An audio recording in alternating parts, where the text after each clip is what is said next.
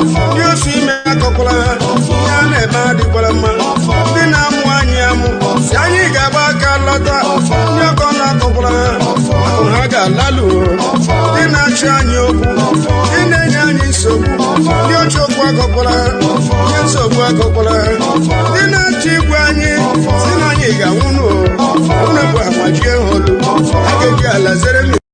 Gadino, Dina Swani, Sina Madima, you see me a couple of Yana Madi Palama, Dina Wanyamu, Yani Gabaka Lata, Yakona Copla, Haga Lalu, Dina Chanyoku, Dina Yani Sobu, Yocho Quacopola, Yenso Quacopola, Dina Chiguani, Sinaniga Uno, Unabua Majian, Agaga Lazaremi.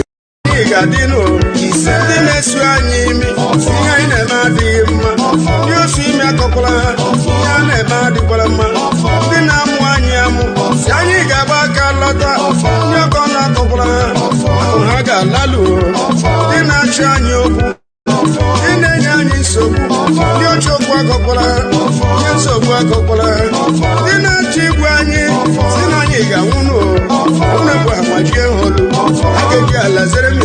Gadino, Dina Swani, Sina Madima, you see me a couple of Yana Madi Palama, Dina Wanyamu, Yani Gabaka Lata, Yakona Copla, Haga Lalu, Dina Chanyoku, Dina Yani Sobu, Yocho Quacopola, Yenso Quacopola, Dina Chiguani, Sinaniga Uno, Unabua Majian, Agaga Lazaremi.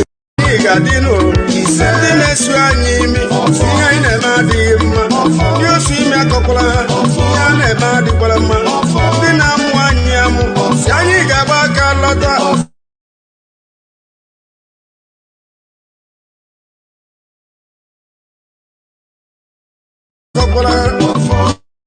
So, Dina Chiguani, Sinaniga Uno, Unabua Majian, Agaga Lazaremi. Gadino, Dina Swani,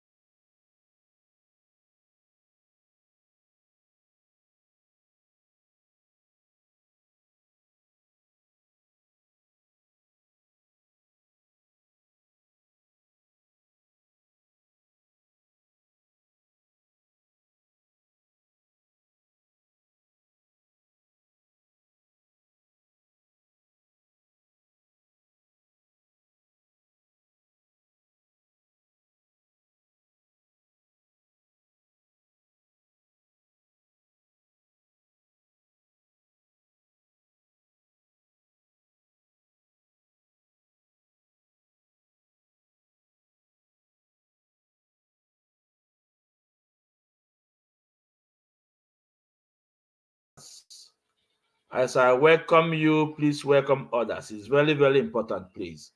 This is Mazi Zumwe. So as I welcome you, welcome others. Would I say it's an attack or what? But we must figure it out. My StreamYard cannot broadcast on Facebook. I have tried. No, but at the end of the day, we shall win. But we are live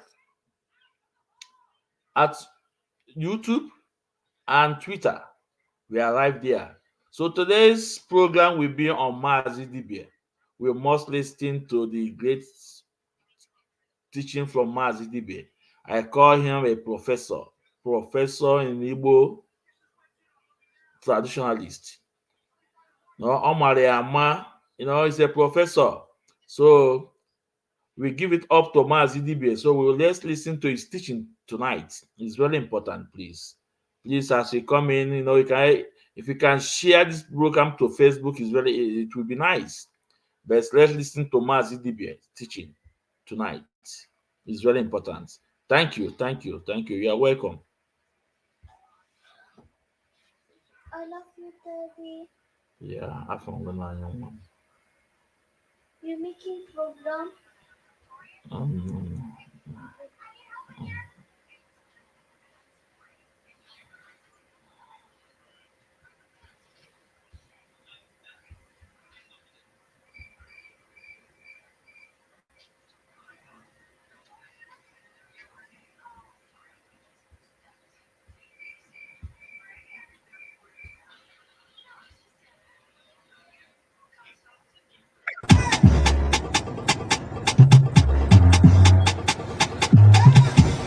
Facebook, please allow me to use this song to entertain my fans. I don't have the copyright to this music.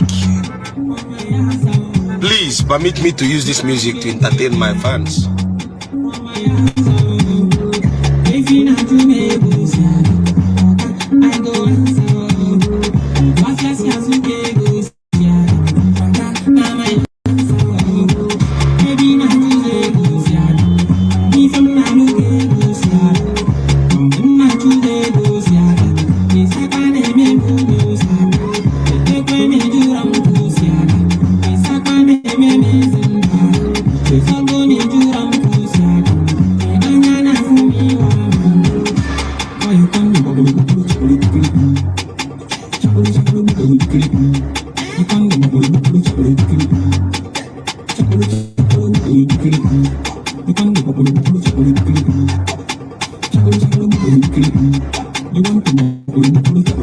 Just come inside, share the live stream, invite others. It's gonna be massive.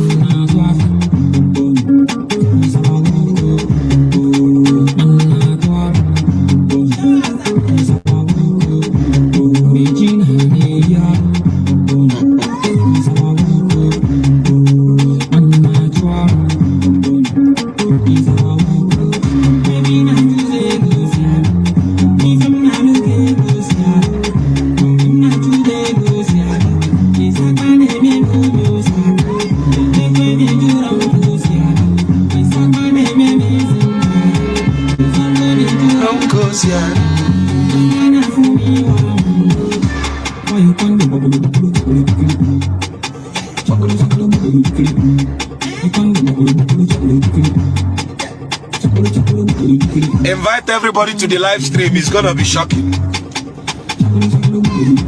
If you miss the live stream, you are in trouble.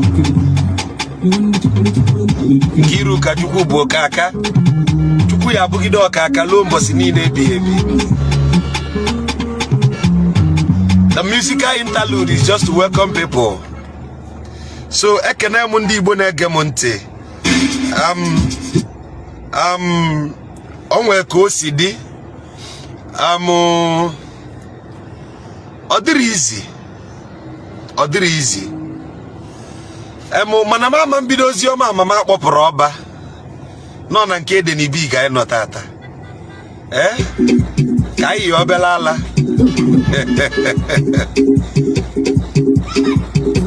Until you understand that the job now is to promote your own in any way possible.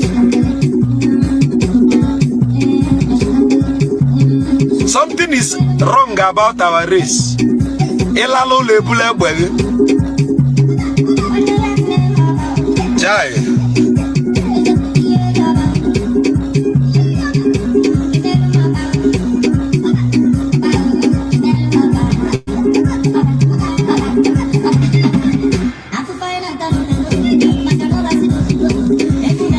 Kenelo Moba by Denibi. Denibi is an indigenous Igbo artist from Anambra State, if I'm not wrong. Bambokine cheki Denibi, D-E-N-N-Y-B. So, back to my message. Akambukwa mazi dibio jinkuzi ya moji akaji ofaru fwanya nando. Today's topic is simple but deep. The four arms of colonization. Tata, ma atopio kudio mimi. Basaluza aka na ano. Mwakpo ji alụ ọlụ. Uza aka na ano. Mwakpo ji alụ ọlụ. Ihechu Felix, I see you. Uza aka na ano mwakpo ji alụ ọlụ. the four arms of colonization. Ijuomu colonization no kwibo nsigi no nwakpo. But mmadụ si bịa nnia bịaba bụ onye ọzọ bụ igwe onye ọzọ etu o esi bi ndụ. Kedu ife ọzọ m ga-akpụ ọrụ nwakpo? I'm reporting live from Igbariam today. Anọ m na Igbariam.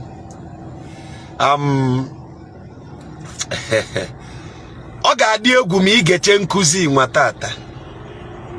Nya ka nji buru ụzọ kpọọ ọba. Ka ịma na obi adịrọ m mma. Ihe nji buru ụzọ kpọọ Denibi ka ịma na isi agbakago m n'abalị a.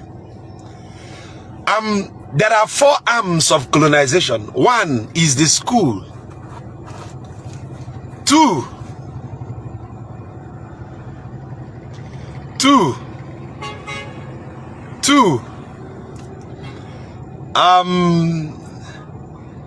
the second one is the church. The third one is the prison. The fourth one is the government. After today's topic, you will know whether you are a slave or not. Remember, in this live stream, there are ways we prove our points. We don't banter, we don't rant. Rather, we go to the root of the matter and make sure that we understand what we are even talking about. So, first of all, I am going to look at the slave in this statement. Who is a slave?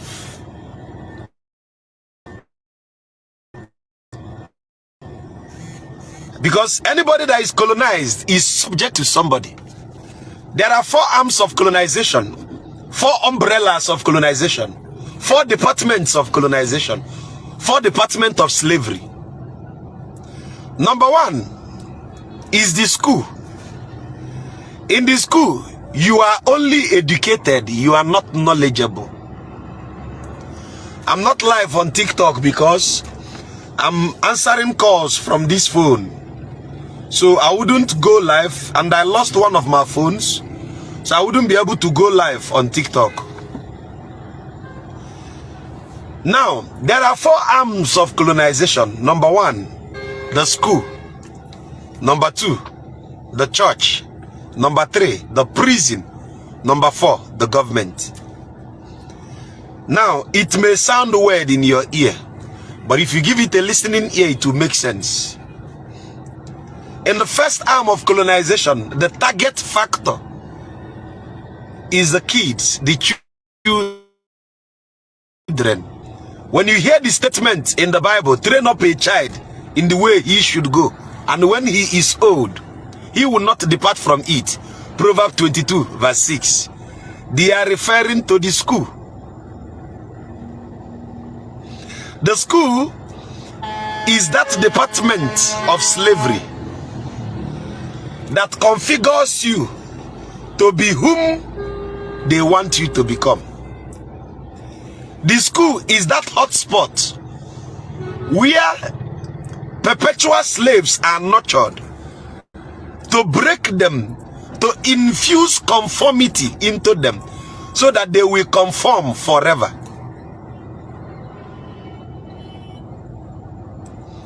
Now, the school, catch them young. There is a slogan by the Anglican Church, AFAC. They said, catch them young for Christ. Catch them young for Christ. The school catches us young when our brain is so open and feed us with the first lie. Now, as far as I'm concerned, it is obvious and it has been proven beyond reasonable doubt that whatsoever a child is told at the young stage, that becomes the truth. So they shape us from the childhood.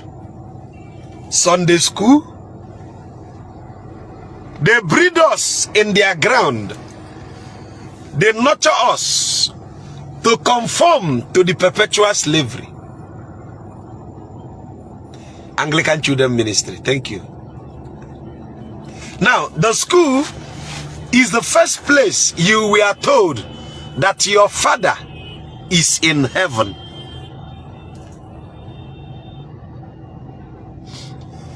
Your father is in heaven. The first lie that happened to you. My dear brothers and sisters, I am here to remind you that your father is in the village. I am here to remind you that your father is not in heaven. This single statement, our Father who art in heaven, is the first lie that shaped your scope of reality. Our Father who art in heaven, the first lie that shaped your reality.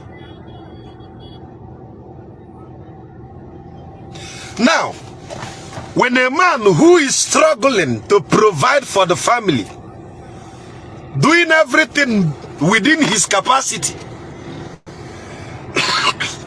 to provide for the children, to provide for the wives, not knowing that somebody has robbed them of their title, father. They robbed you the title in the school. They robbed you the title at the Sunday school. They even robbed you the title with the supposed priesthood. Young men who we call father.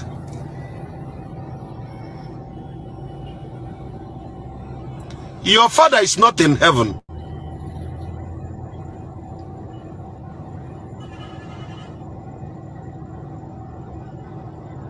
Your father is not in heaven. Is either your father is in the village, or at the city, or at the graveyard now. Not in heaven. Makadana gadrondo obono ngugo.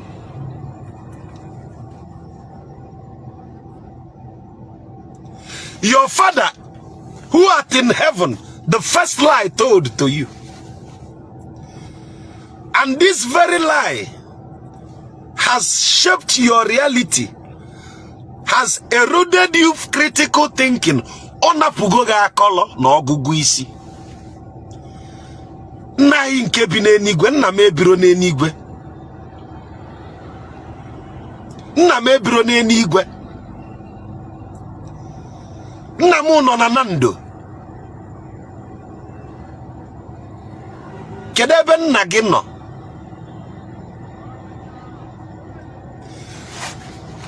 The school brought the children, mutilated and molested the reality that a child should know that his father and mother was his first chuku on earth. They took away that submission and gave it to an unseen element whom we are fighting to correct today. The first form of slavery was the school. Kindly look up the etymology of the word school. Look up the etymology of the word school.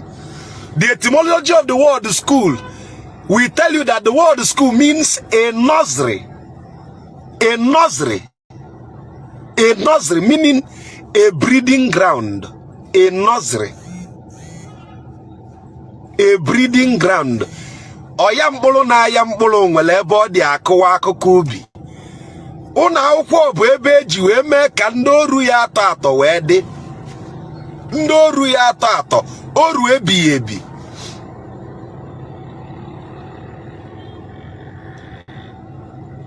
Oru ebighị ebi.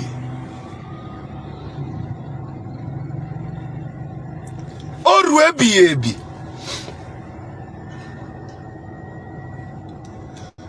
nna anyị nke bi n'eluigwe oru ebighị ebi nwoke na-agbazi mbọ ka o mee ka ụmụ ya fụta ya dịka nwoke ewelugo otuto anyị enye nna na-enye onye a na-afụrụ anya nna anyị nke bi n'eluigwe ewelugo otuto anyị enye nna nwe ụlọ na-enye onye nọ n'ụlọ ụka yi kasọk white nna anyị fada nwatakịrị dị 30 years nwatakịrị dị 30 something years ị na-akpụ ya nna gị nwa ya amụnwu amụ Father. Remember, the word I know a spell. Every statement is here no pota, but spell. Ogu kobo. Atiba kobo. Okwu ka eji wee mee ife ni no dile. Ma ị mara ife ị na-ekwu, okwu ọnụ gị abụrụ nna. Ịrapụ nna gị na-akpọ onye ọzọ nna.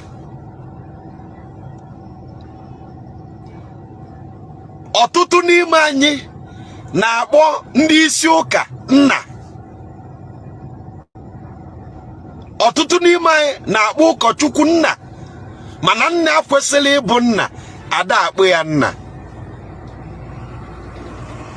Kedu ebe nna gị nọ? Where is your father? Today, I'm interested in the first 4 arms of slavery. There are several arms of slavery, but I'm interested in the 4. In that 4 is the first 4 branches that divided into other branches. The first 4 arms of slavery is number 1, the school, the church, the prison, and the government. Okay? This is the first 4 arms of slavery, and we are still on the school. No, now kwa bebe si bulisi battery ge chele wa alternator ge. Na nke bi n'eluigwe. Nna gị nọ n'ụlọ na-echichi ka onye gị nni. Ifro ka esi wee mee.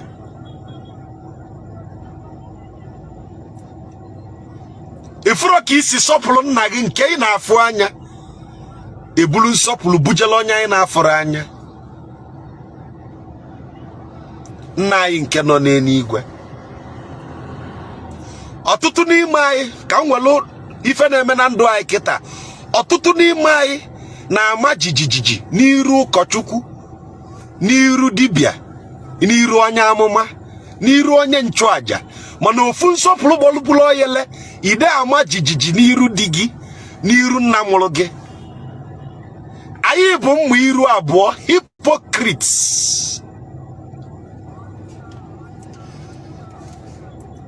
Anyị bụ ụmụ iru abụọ, hypocrites.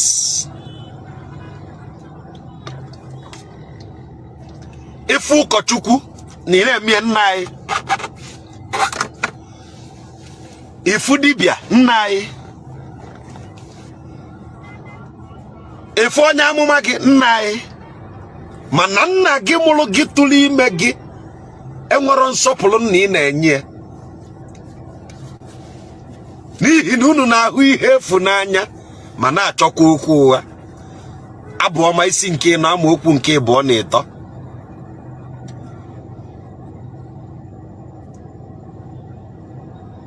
Sọọsọ ndị be anyị na-ewelu mmụọ mweda na ana bịa n'iru onye amụma, n'iru ụkọchukwu, n'iru fada, n'iru onye nchụaja. Mana oluo n'iru di ya ọkpọ ya iyi, oluo n'iru nna ọkpọ ya iyi. O fada dị mma ịta ụlọ ụkọ, ụkọchukwu dị mma ịta ụlọ ụkọ, mana di gị adịrọ mma ịta ụlọ ụkọ.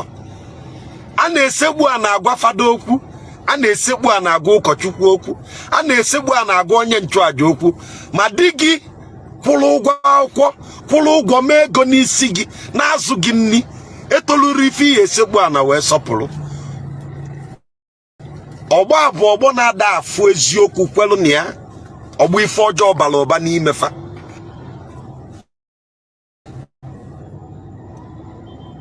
Ilo n'iru onye tele mmanụ, onye tele mmanụ, si m onye tele mmanụ. Kedu mmanụ awụla anyị n'isi? Kalili mmanụ etekwasịrị na ọgbụgba ndụ nke alụmdi na nwunye. Ifu onye amụmụ ị na-ama jijiji. Ifu eze mmụọ ị na-ama jijiji. Isegbula na gụ okwu. Mana eze mmụọ nke izi bụ di na anụ ga anụ. Eze mmụọ nke izi bụ nna gị mụlụ gị. Ị da-ama jijiji n'iru ya. Ekwulo egwu okwu etu o si dị gị. Our Father who art in heaven, the first lie that shaped your reality.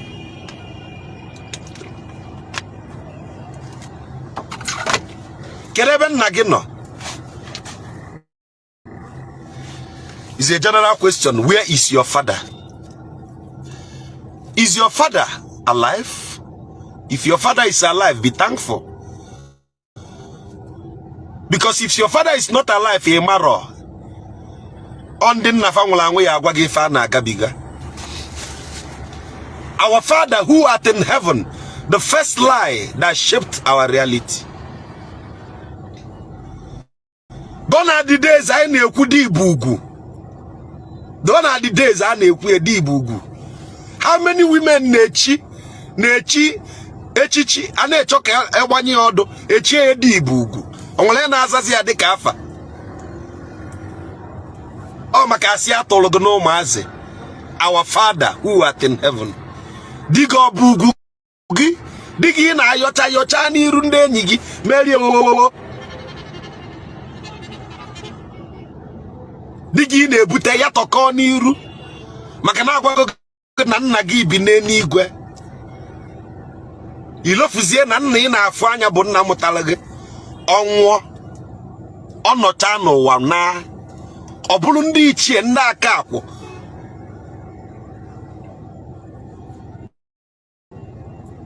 Onye bụ nna gị?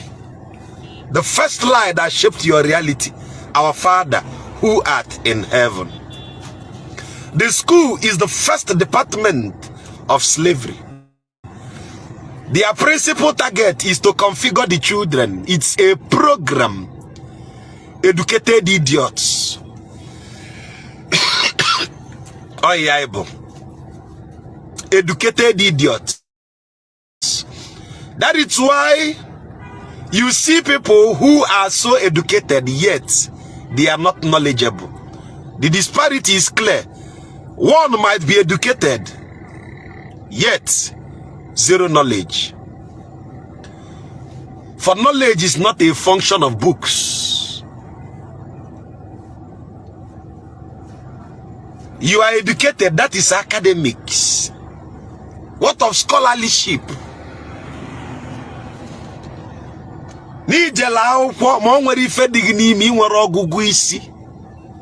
The school is that program that shapes you to know,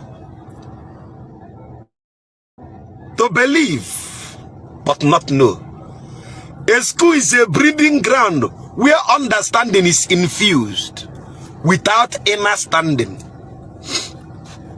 That is why in their syllable, they cast the spell everything. In English language, it is quite unfortunate that the only spell they release to us, the only spell they release to us is try and understand. The school makes you to understand. You can never understand. Understanding is for the educated ones. Understanding is for the knowledgeable ones.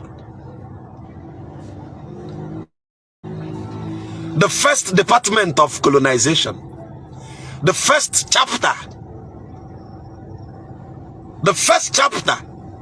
of slavery is the school, where you are told that unless you get A, those that didn't get A are not gonna make it in life. But reality 101 have taught us that those that made A's are not the ones that are the richest now.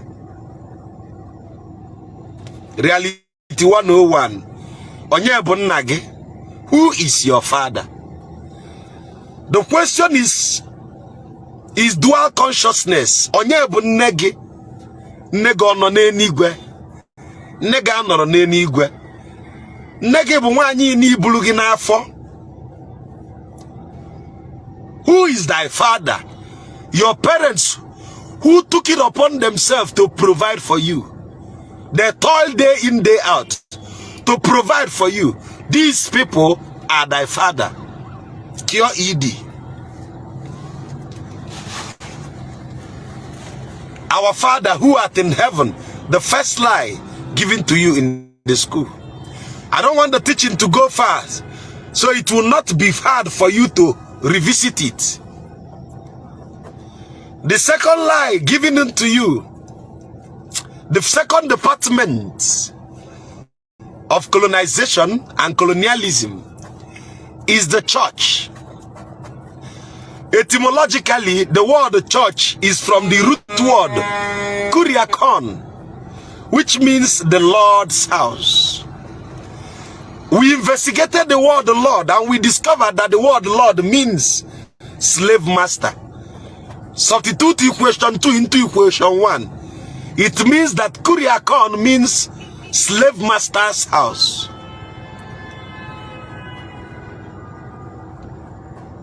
The word church, slave master's house. Who is a slave? Someone that has been broken to conform. In the school, they have programmed you to be a good slave. Garbage in, garbage out. In the church, they've programmed you to do as you are told.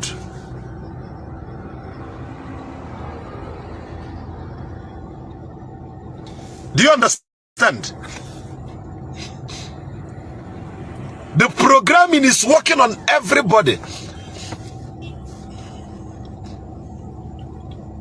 As I speak to you, the church is firstly interested in the women. When the church captures our mothers, grabbing our father is simple. Listen and watch it. The school is a programming ground where the children are captured. The church is a programming ground where the mothers are caged. Immediately they cage the mothers. They begin to teach them gender equality instead of gender equity. They begin to tell them that what a man can do, a woman can do it better.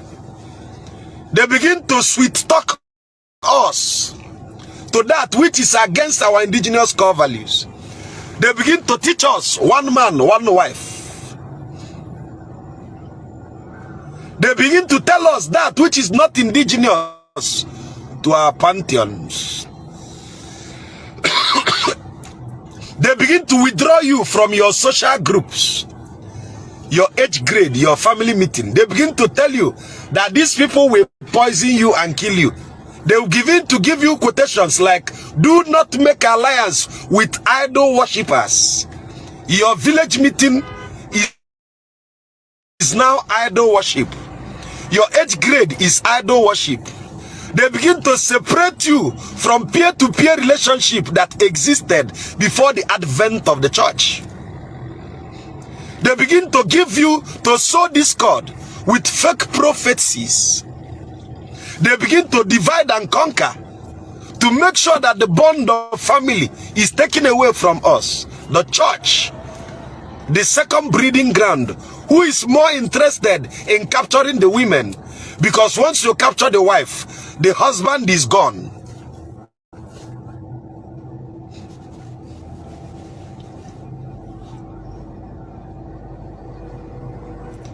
And someone opens mouth and call you Lamb of God, the flock of his sheep, the sheep of his flock.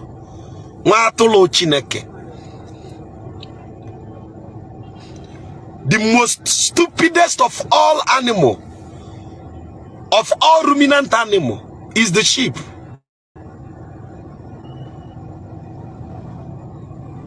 The most stupidest, the sheep.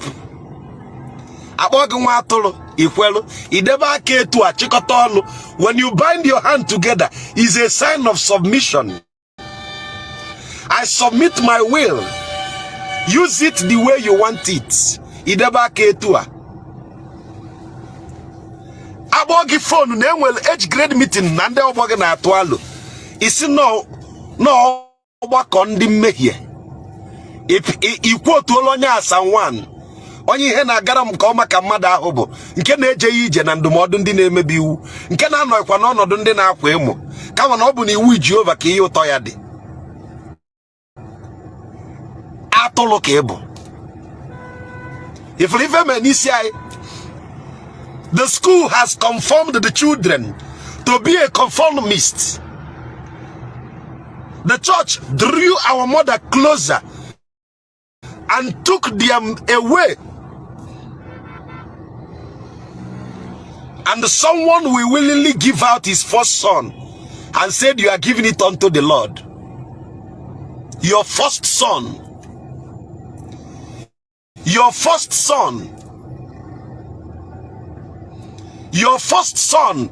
You will do your nye Chineke. In Aforanya. Emechi abulo. Imaro no di obala ge bu onye nchuaja. Iwelu di obala ge chinye. Emechi abulo ge. Makana gini, someone akuzi gologi no ngi were nye Chineke. We chelu Chineke aja. Dika Abraham ji Isaac we che. Akolu ge nonsense ya ekwelu. Madu we welu di obala akwanye si aje ka ochie fada. Arobuna agu na ebu agu we puo. We ji ichi fada ndị ichie we gopu ya na mmadụ. Obi onochiri obi we puo yale ịmụta nwa. Onochiri obi we bula amụ we na n'iyi ọmụtara nwa. Maka nkuzi alụ ewebatala na bai. Onochiri obi na agbachi ngulu we bula amụ we puo. Ọtụrụ ime ọmụrụ nwa. Esi ebe a fichapụ agbụrụ. Ndị ichie na-aba mba.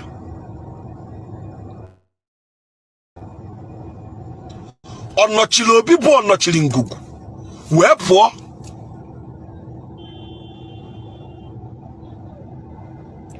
Akpọ ya fada ọza. Kedu ụmụ gị onwero?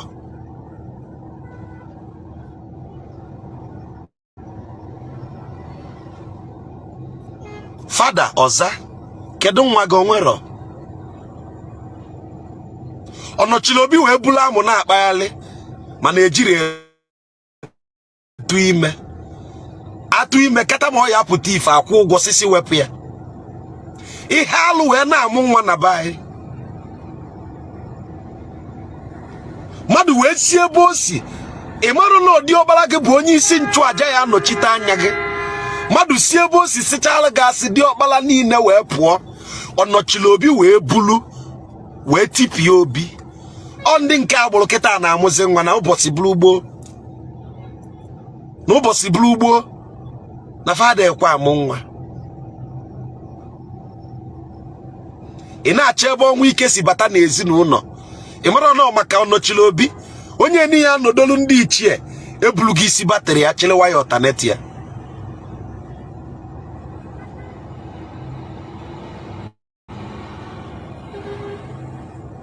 Gwagodunu mụ kedu ife ozi ịchọ ka nkọwalụ gị?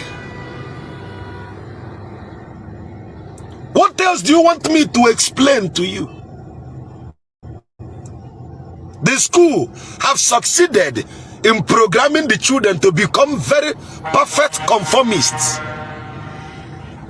When you make a child to conform, you've broken the child away from reality. You've taught the child to accept fate. Blessed are the poor in spirit. The God of Abraham, Isaac, and Jacob. A generation who could recite 12 sons of Jacob's, 12 apostles of Jesus. But they can't recite their 5th generation.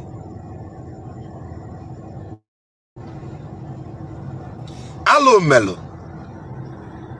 The school broke our cycle, made us stupid, took us away from reality, and gave us faith. Stopped us from principle, which is knowing, and gave us faith, which is believing. The word believe means to accept that something is true without proof. Our ancestors are watching us. The school has succeeded in programming the children. The church has grabbed the mothers. The prison yard is waiting for the husbands, the fathers. When a man is taken away from the family, the family cannot become what it used to be. Ask any home whom their father died on time. That's your father you looking at as a nobody. If you look for him today, the vacuum, nobody on earth can fill it.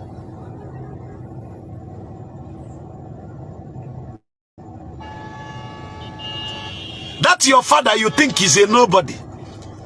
If they take him away from him, from you, the reality that will hit you,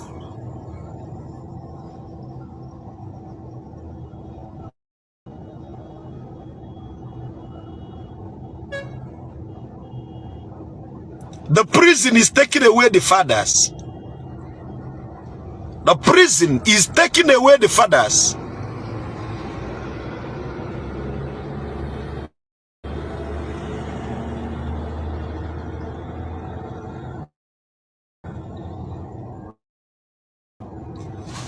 Tell me a crime a man commits. In the ancient time, we chastise the man, we ostracize the man, we banish the man.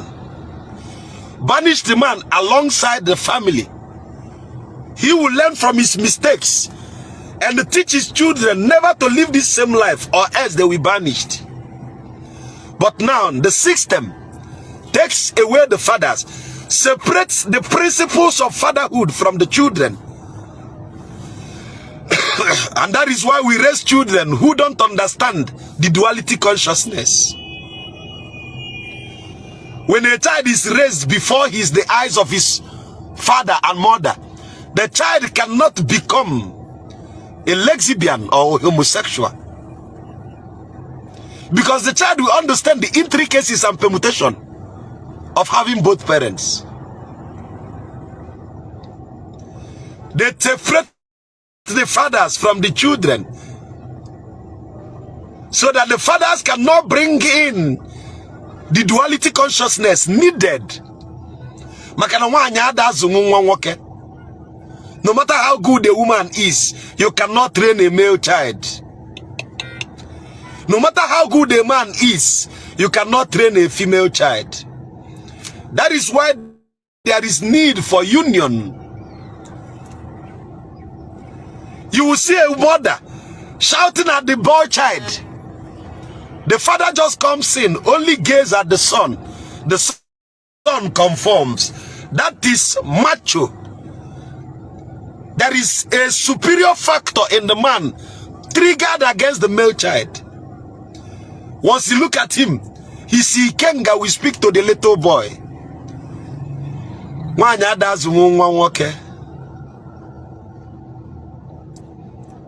That is why in our culture, there is nothing like bastard. If someone impregnates a maiden and does not want to take full responsibility, the father of the maiden will kuchie the child, will take full responsibility. A ritual of inculcation will be done, and the child becomes that of the fathers. There is no bastard in Igbo land prior to Christianity, prior to religion.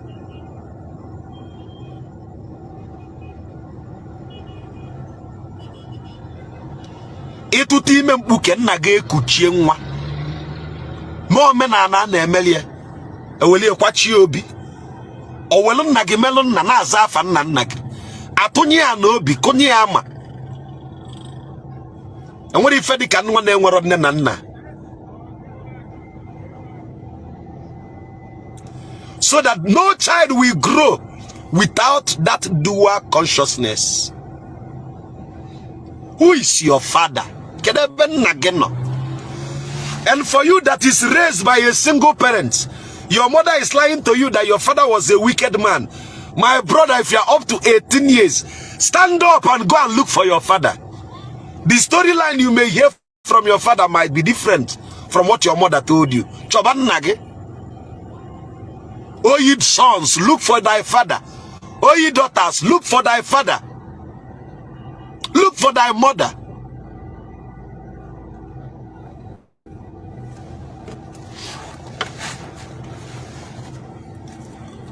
Choban nagi. Ejiro onu ofu onye ke ikpe.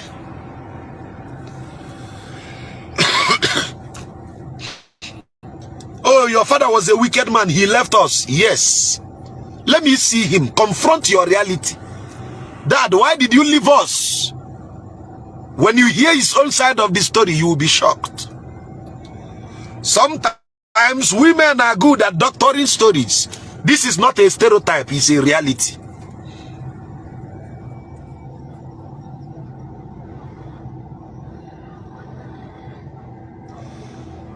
I'm not at the road, I'm at a good point. I'm at a good point, okay? Look for your father, look for thy mother. The school have succeeded in taking the children. The church have succeeded in taking the mothers. That is why everybody, as at the 80s, 90s, is dragging to be called Nefada.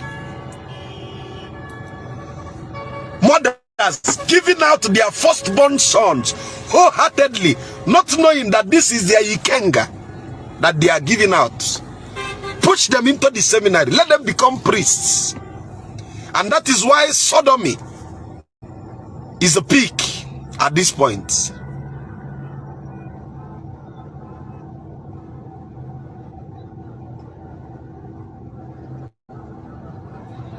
Choban nagi. The mothers gave out their sons.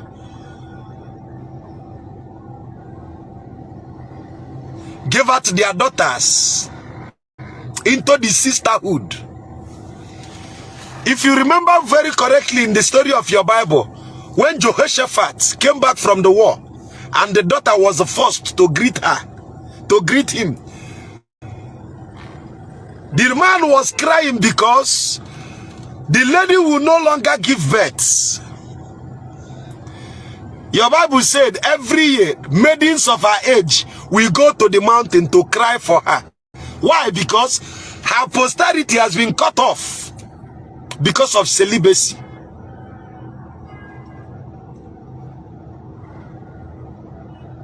Someone created you, you must create somebody. That is the principle of continuity. Mother nature, number one. Madu muloge ya madu. Ine ezo amo ni no no ka. Alo emego kwa ni Igbo. Obu na nna ga aturu imega ya amuta gi. Mana isi na imantu ime mmadu ka I wee bụrụ fada. Alo mekwala ni Igbo. That is their first scheme of population control. The school captured the children. The church captured the mother. The prison yard caged the fathers. And the government, the fourth arm of colonization, the government confused the masses and put us in entire disarray.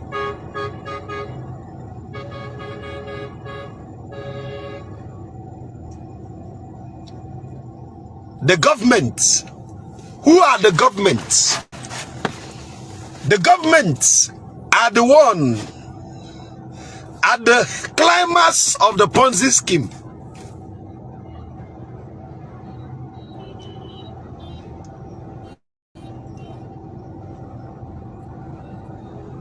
At the climax, the apex of the Ponzi scheme. They control what you eat, so that your age will be numbered. I made a teaching last year telling you of something called blanquemiento. Reasons why our children are no longer black as it used to be.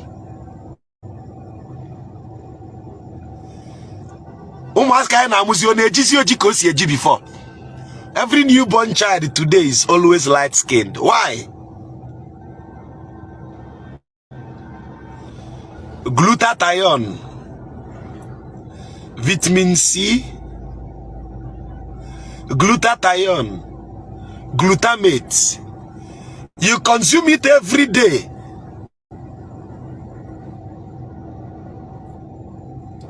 You consume it every day.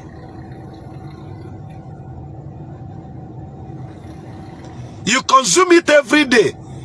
They call it oral care, pregnancy care. 1 tablet per day. Go to India. The rate at which bleaching cream, you think say Nigerians they bleach? Go India and confirm bleaching. Because of what? Racial segregation. Everybody want to be white. Tamil Nadu girls are bleaching, they want to be white. Kolkata girls are bleaching, they want to be white. Everybody is bleaching. They generated a cheaper way to make blanquemiento work. What is blanquemiento? Blanquemiento is a Spanish word. It's a mandate which says we should genetically modify the black race so that they must lose their melanin.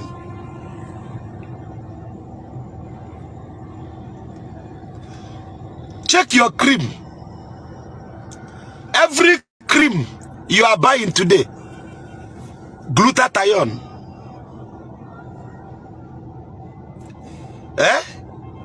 In your medicine, pregnancy care medicine, glutathione. You be consuming thinking is a good thing. What does it do? It genetically modifies the melanin pigment in the body to produce lesser melanin. That is why our children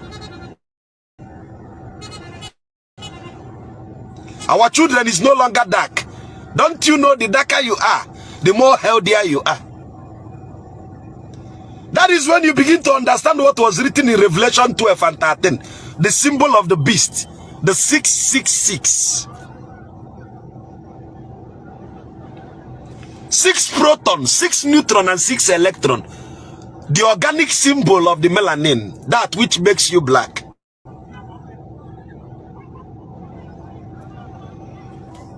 The school has succeeded in caging the children. We don't have critical thinkers again. You are only conformed to do what your grade said, not what your intuition gives you.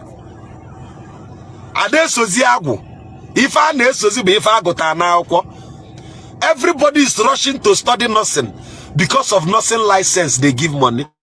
Everybody want to be a doctor, engineer.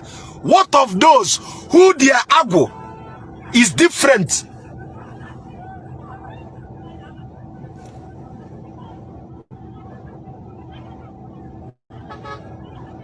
It is a pain that we've allowed this thing to come into our land. The church has captured the mothers. I kid you not. Once you capture a woman, forget you've won the whole family. If a man comes home,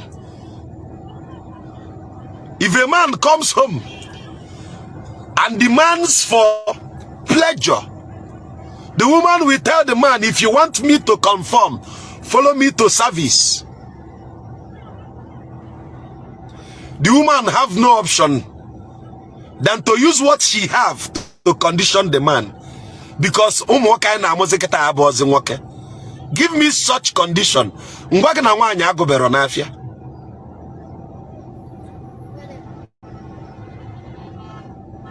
Such condition can chere.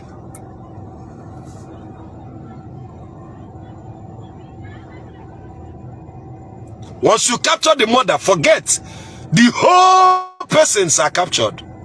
What else do you need? Capture the mother. The mother conditions the children to do whatsoever. That is why the knowledge of the mother is transferred to the children. Men, if you don't know, If you want your children to be so intelligent, do not marry an olodo. 70% of what makes a child comes from the mom.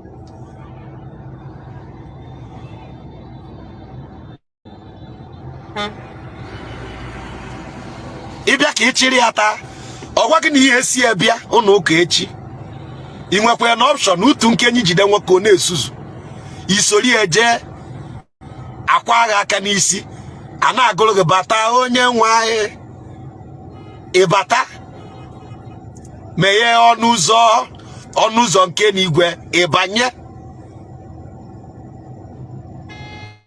eburu isi batrị gị chiri waya ọtanetọ gị.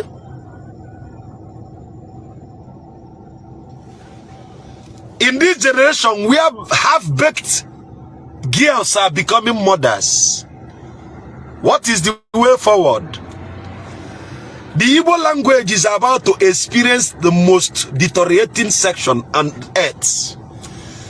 Asụsụ Igbo ya anwụ mgbe na-adịghị anya maka na ụmụ agbọghọ anyị na-atụ ime kịta na-abụzi mma. Enwere ofu Igbo ha ma n'ime ha. Ọ bụ na nwa agbọghọ ị na-anụta ada asụ Igbo, ana m ekwe gị nkwa ụmụ gị ama mmụta Igbo. Alụ na-achọ ime mana unu amarọ. Ifu ya agbọghọ makata mma ya na chie mana ofu mbulu akọla adịrị ya n'ime. Ọtụ alụ ifu na mmadụ atọgbọrọ. When half-baked ladies are becoming mothers, what is the future of the race? When I'm saying we need a research center, I am saying that we need to advocate and sensitize kandi Igbo ma na nsogbu dị.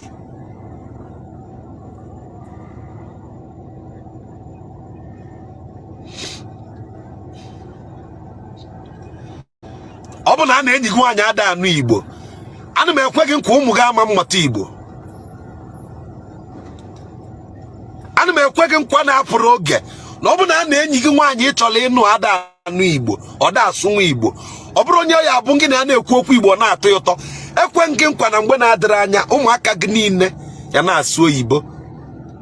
O nwere ebe nọ sụkata Igbo sụkata Igbo sụkata Igbo sụkata Igbo, nwa bụ nwa wee jụọ m sị m ọ na ịmarodo oyibo asụ, nsị ana m amara oyibo asụ. Mana o luru mgbe anyị asụ nwa bụ oyibo, oluzie mgbe anyị asụ nwa bụ oyibo, nwa amara ive ọ na-asụ n'oyibo. Asụ ụmụ oyibo na-abọ na ịtọ. Ọjụwa m kedu ive m kwulu. How can you learn semantics without indigenous semantics? How can your vocabulary improve without understanding the intricacies of your indigenous language? Kedu onye Igbo? Asụsụ be nna gị na-eme gị ivele, ọkwa Igbo onwe na-atọ ụtọ. Ọkwa Igbo a na-atọ ụtọ. Mgbọpụta ụmụ nwoke ọ na-esi gị were Igbo wee chụọ nwaanyị. Ụmụ okorobịa one enye gị foonu si gị were gbado nwaanyị wite okwu Igbo ya agbanwu. Ịmalụ ka esi agbata iti n'okwu Igbo. Ịmalụ ka esi agbado asa n'okwu Igbo. Chinye m asa ka m were Igbo chịrị ya taa. Olugokwanu. When I'm saying all hands should be on deck, you think I mean not. I am saying ebe ọbụna ị nọ chọba ka ihe esi wee tinye okwu Igbo na ndụ gị. Chọba ka ihe esi mee ka Igbo wee wuo ewuo. Ife anyị ji bụrụ Igbo na ana.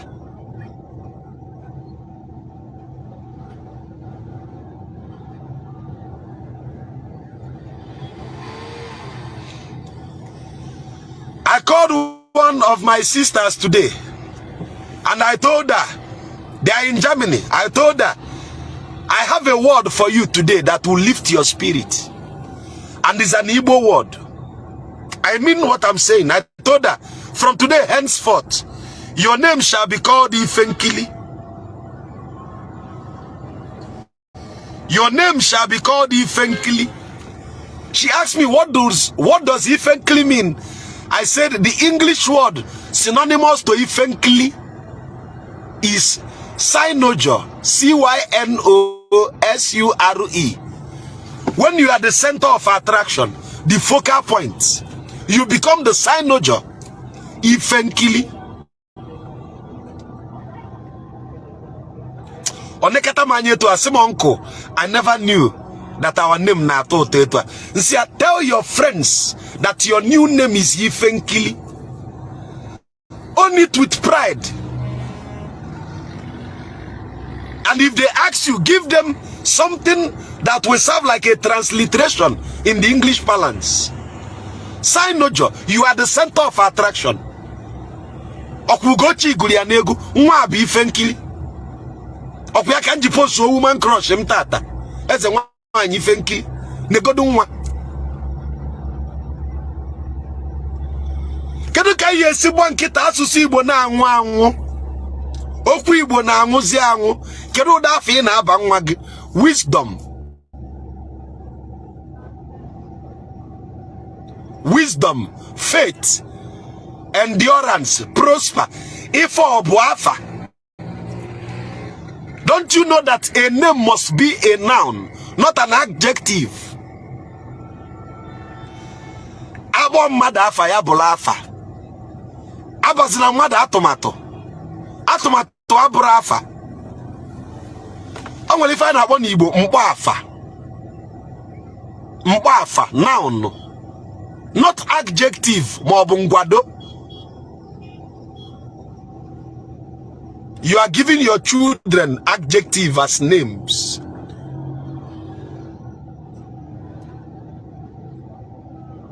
Ifele na-eme ka ịba nwa gị afa. Mmadụ jụrụ m kedu afa dị ọkpala m si ya na avia bụ Ogidiga. Ọsị m kedu ife m mean si ya na Ogidiga bụ ogidi a na-ada ebu ebu, something cubansome. You cannot lift him. Ọsị m kedu ụda afa dị ife a. Nsị maka na onye nwere ya bụrụ obele mmadụ. Na afa nwa m bụ Ogidiga. Ogidiga bụ Ikenga. Ikenga bụ agali na mbọ. Kedu afa gị? What is your name? Numbers chapter 6 verse 27 in your Bible. You were told that you must name your children according to the names of your God. Keda fage, keda fi balonwage.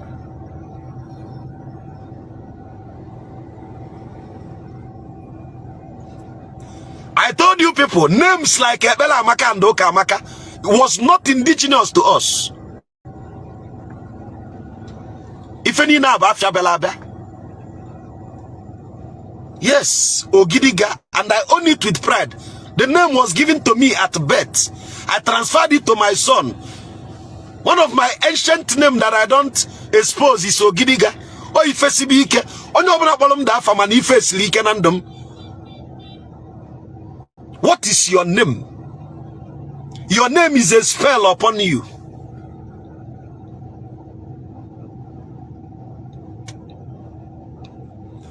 There is no name sweet, but repetition makes it sweet. And I will explain. You saw a man called Toyota. When he built a company, he gave his name Toyota. Toyota is not a nice name in the ear. But immediately, his relevance became frequent. The repetition of his name made it sweet. Everybody is now saying Toyota, Toyota, Toyota. Toyota otoloto no. Oro makana babasili otobuto. Okocha. To the Europeans, the name is not good. Okocha. To the Europeans, the name is not good. But not until Okocha dribbled the hell out of them. They have no option than to chant his name. Okocha, Okocha, Okocha. Afa madu ne duye. Afa giye kumu ifi jemenwu. It Ihanacho. Ihanacho is a difficult name to pronounce in the ears of European. But when Kelechi began to score goals, they had no option than to pronounce the name. And the young man did something. He asked them to add the bomb under. Ihanacho. Ndidi. Kanu Nwankwo. And the name led him all the entirety of Europe. From his days in Ayas to the days in Arsenal. The name led him because the name Kanu is the name of a deity, Kamalu. A deity that consumes. And when the heart failure came to trample on his career, the deity in his name said, no, this is my time to prove myself mighty. And he survived what people may not survive on earth. Fagi.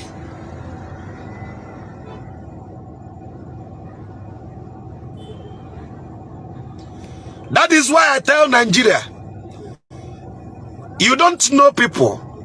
You saw someone whose name is Kanu. You don't know the name behind Kanu. Whether it's Kanu Nwankwo or Nnamdi Kanu, allow those people because something is following them. The deity called Kamanu is a deity that can do and undo.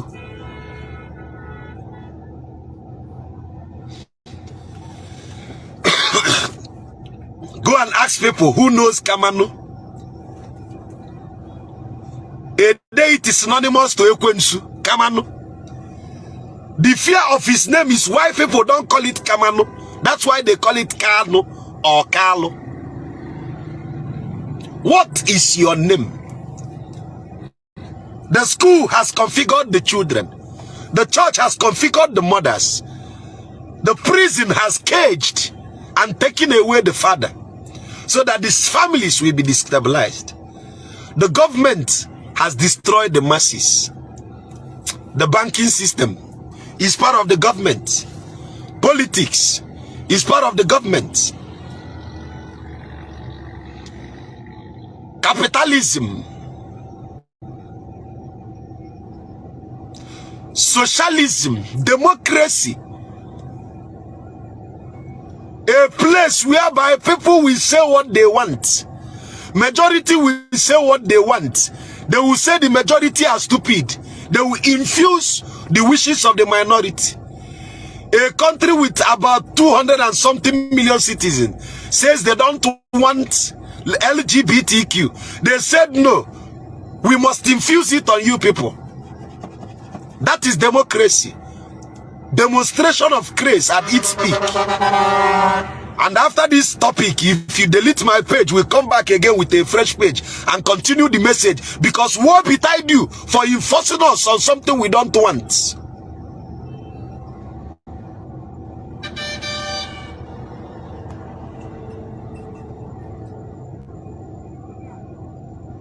The Igbo race is in trouble. Alo Melai. Alo Melai. They've instilled fear in all you do. Even to talk about the release of Nnamdi Kanu is now sounding like a fear to everybody. Nobody wants to put mouth. The fear of death. Let us die today and reincarnate tomorrow. The time is now, the hour has come.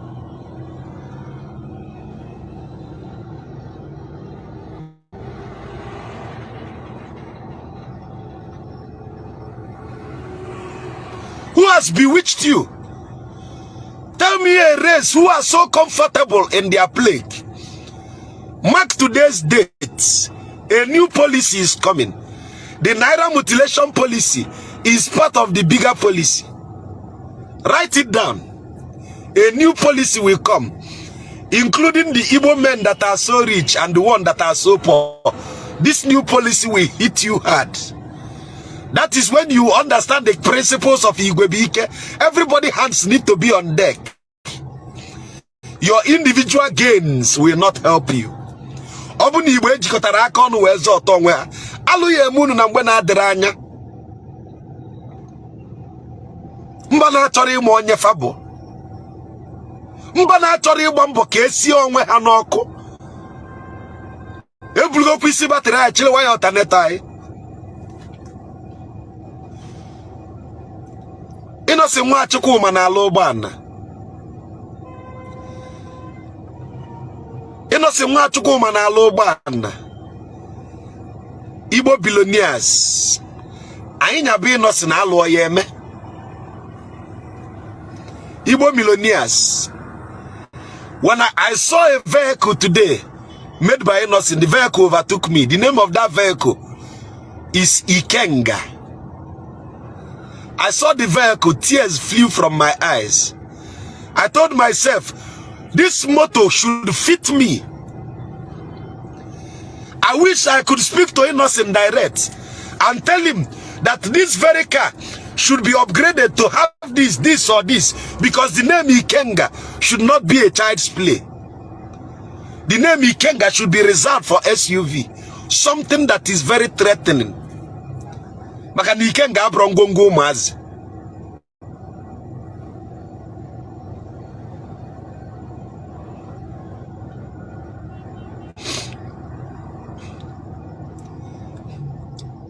Ega ije go Toyota.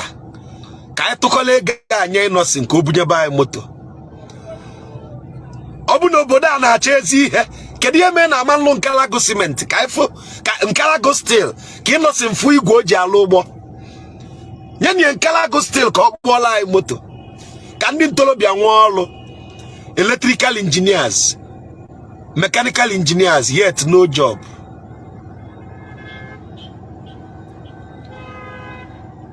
Nigeria ife na-achị imebi manu na amaro. The Igbo race ọ bụrụ unu bụ ite na-ege ntị, unu bụ ite zọba onye unu bụ unu zọta onye unu bụ nwere ọnwụ na-abịa. Ana m eburu na amụma na-akọrọ mmiri, o nwere ife megide unu enwere ọnwụ unu mụ na amara onye unu bụ.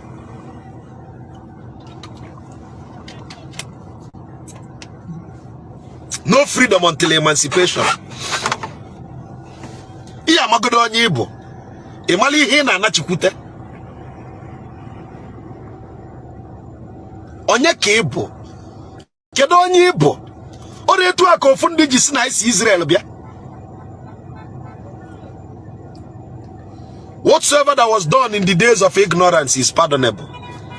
This is the days of knowing.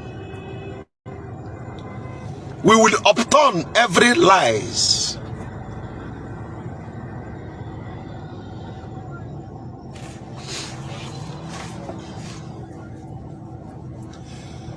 The time has come. Ndị Igbo ya ajụba ese. Kedu ife na-eme anyị?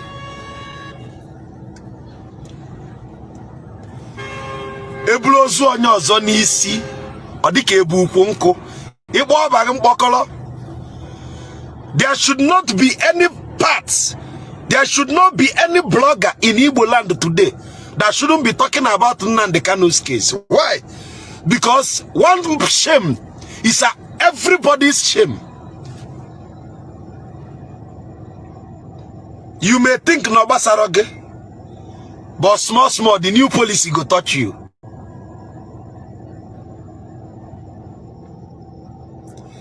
The time has come for us to change the narratives. Nnamdi Kanu, if not for anything, for common interest, onye ọbụla ya na-ekwu okwu ya. Aya nwụsị nwa kịta nwere ya na-echele echi.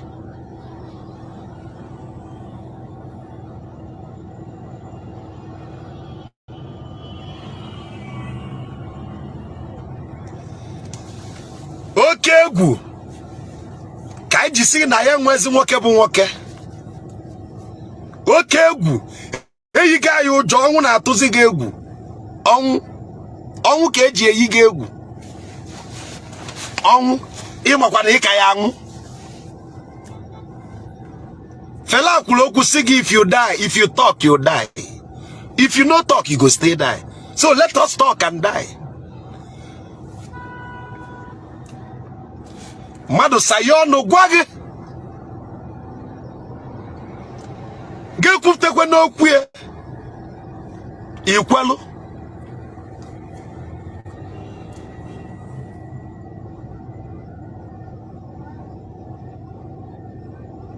Guru Ezigbo, condition nọ na mgbede a, watch what you are telling me. Oye ewe m ezigbo iwe. I'm not in a good mood. Ọ na-akala anyị mma ịbịa n'iru akwụkwọ dee ife na-ekwesịrị ka ede ife anyị ekwu n'ime ụlọ. Ọ bụ na iji Igbo dee ihe okwe m na-edi. Onye gwara gị na ọ na-eme etu a, ịmalụ ụta na-agbụ ya. Ọ na-adịla anyị izi isi na onye ọzọ ada emeti ya. Sinsi ahụ na-anọkwa, ana m eche ka ofu onye n'ime anyị mee ihe ahụ ọ na-eme, o nwere onye menwuri ya, mana ịtị ya ụta na-adị onye ọbụla izi. Anyị na-apụda ala, nwere ala na-apụ unu n'isi. Sinsi ahụ na-anọrị onwe ya kwuru ihe ahụ na-ekwu, ala ọ na-apụ dị unu. Ofu nwa ka nwa na-eri ihe ahụ o mere, o nwere onye ga-eme nwunye kịta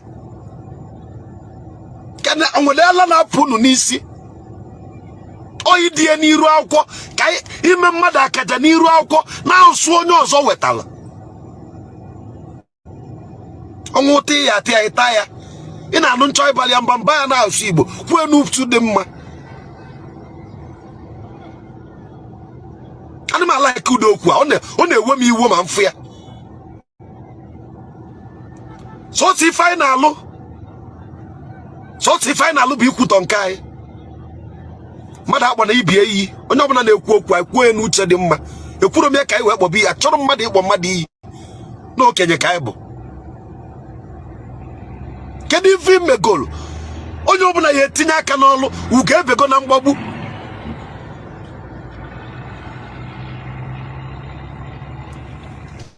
Ị na-aṅụ champagne na be gị.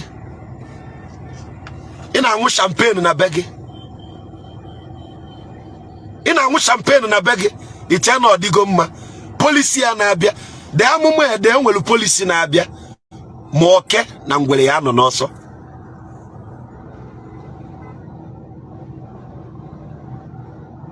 Ma oke na ngwere ya nọ n'ọsọ. Ofu onye niile obi si ife ya eme ya mee. Onwe nkuzi mmelu mbọsị asị gị ịfụ an infantry soldier, let our mandatorily support him. Unu awọtara. Gbuo dike mbọsị ọgwụ amalụ dike achọwazi ya dike a. Ọfanna dike na unche na o nwere ife ọ bụ. Nsogbu adịrọ. Unu ya emeche n'ụwa na-achọ ebe ka ọ nọ. Ofu nwa unu na-eche na o nwere ife ọ bụ. Onwe mgbe ya abalị ya n'ime ụlọ.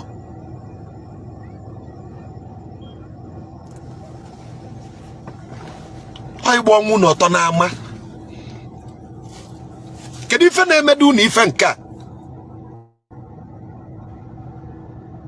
Kedu ife na-eme anyị ife nke a? Ọnwụ ka eji eyi unu ugwu.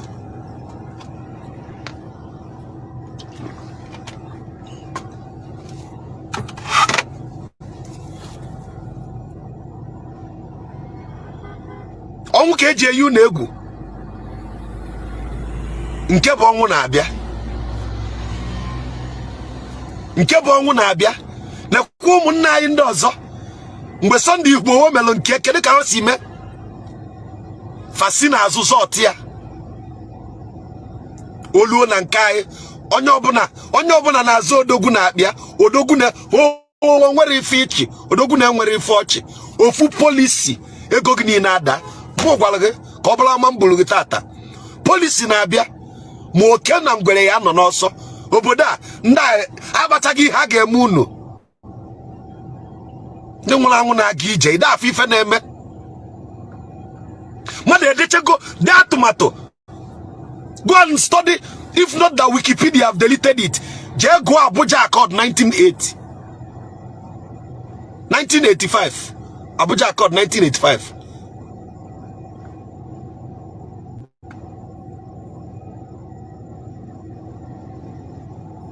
Gbuo dike mbọsị ọgwụ achọba dike. Anya na-abịa mana unu ada afụ ụzọ. Mmiri a eri ma onye ukwu ma onye nta. Ma gị che na iji ego. Ị akwụ n'airport na-ayọ biko ka enye gị tiketi amanye gị.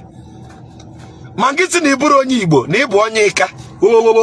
time they come ngisi ni buru onye Igbo na Igbo ikwere nsogbu na adro o ye metu onye obuna million elu ife abregwu achi ala n'aka agba.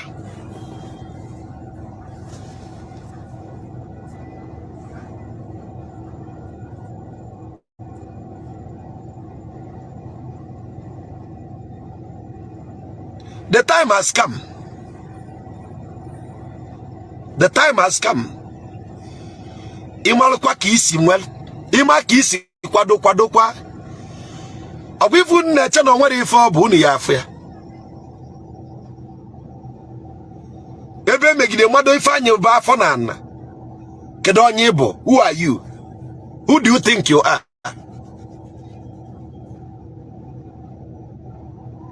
Kedu onye iche na ịbụ?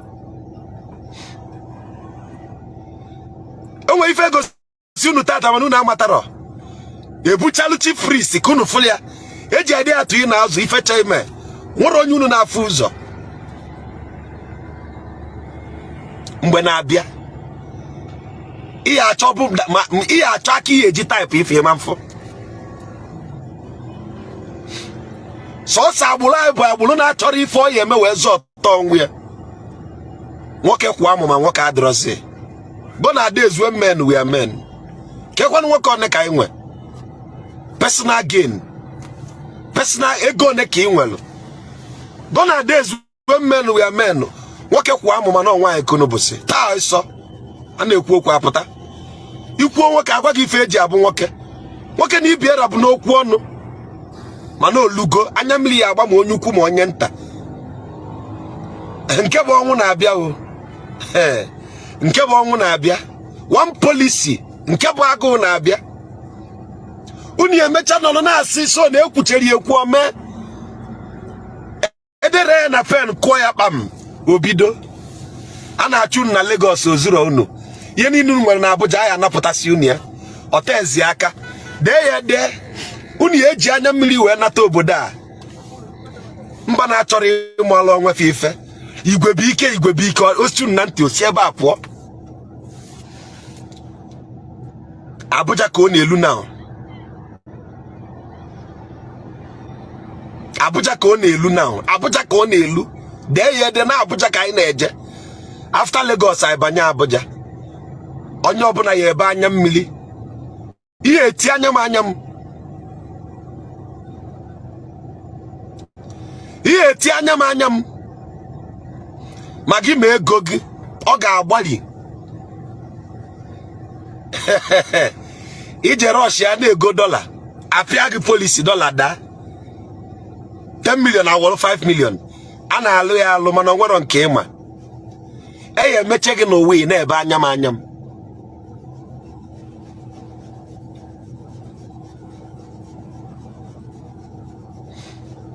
Nwoke. Ke nwoke ọ na-efọ n'ala Igbo.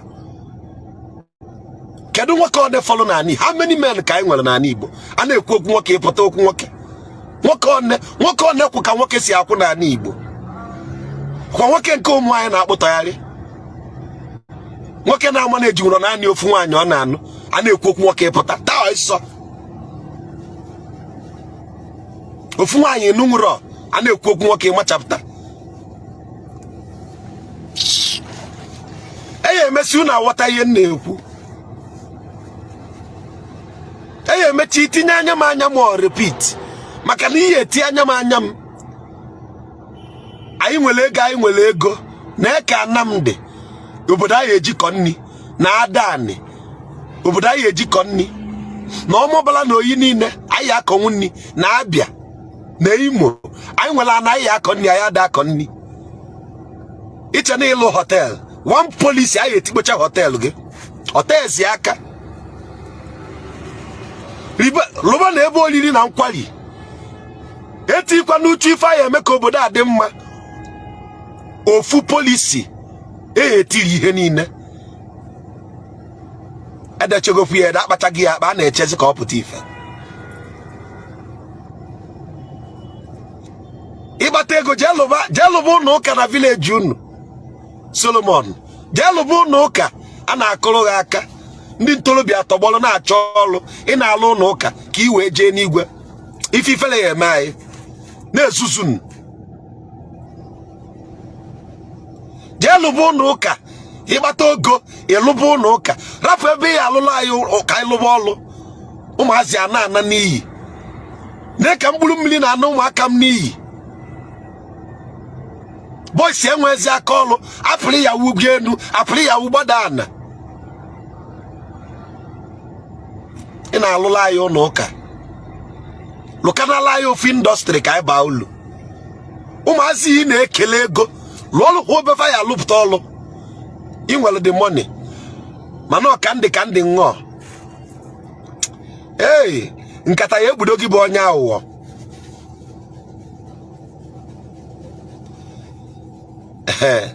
ee mmiri na-elu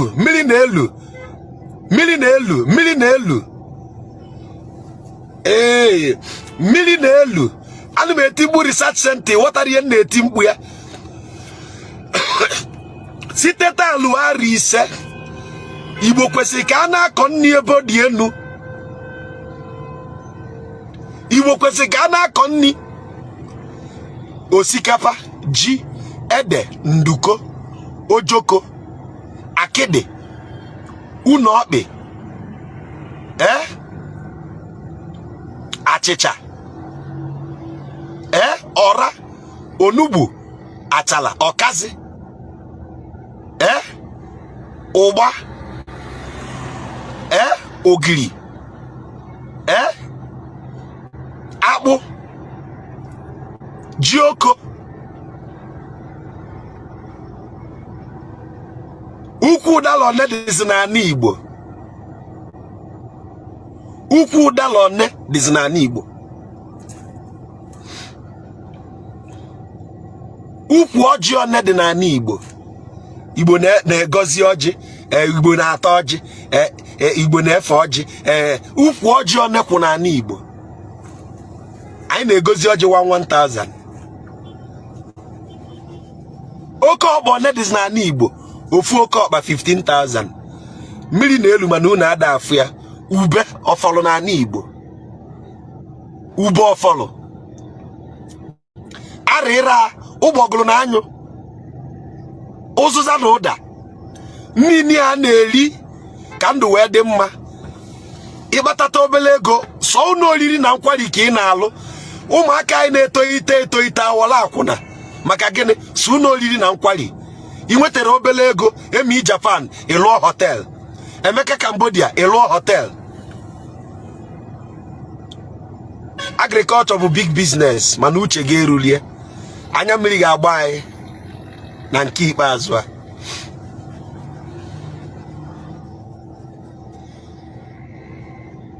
anya mmiri ya agba anyị na nke ikpeazụ a edeghị ya ede ọ bụ na ya echenjiri aka ka anyị si ezuzu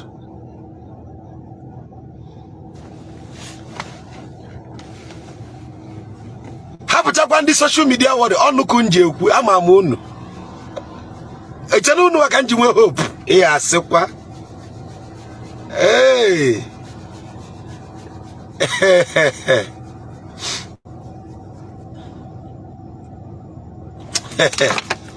hey. You are talking of death. Death is coming. The rate ụmụaka ji ebu oke ite na nke bụ ọnwụ na-abịa. I pity our 60 years because the youth are no longer ready to learn skills. I pity our 60 years. How would we look? The only thing we know is how to pay stars. No skill. A time will come, if we continue like this, you will have the money to build a house, but no bricklayer is there because everybody na atolo.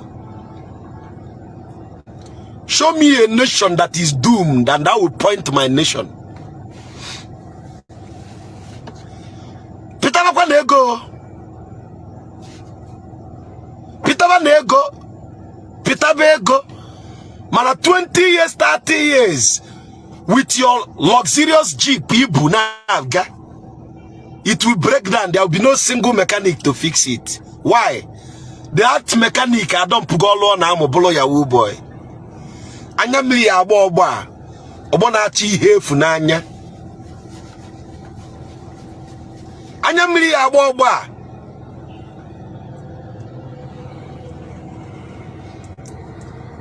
ọgbọ nwaanyị na-ewere mma sugbuo die maka na ọgbalụ n'ilo. A na-eme eme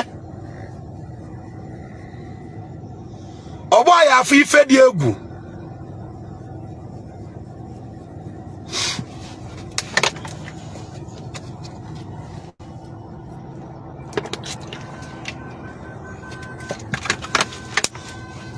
Ọgbọ ya afọ ife dị egwu.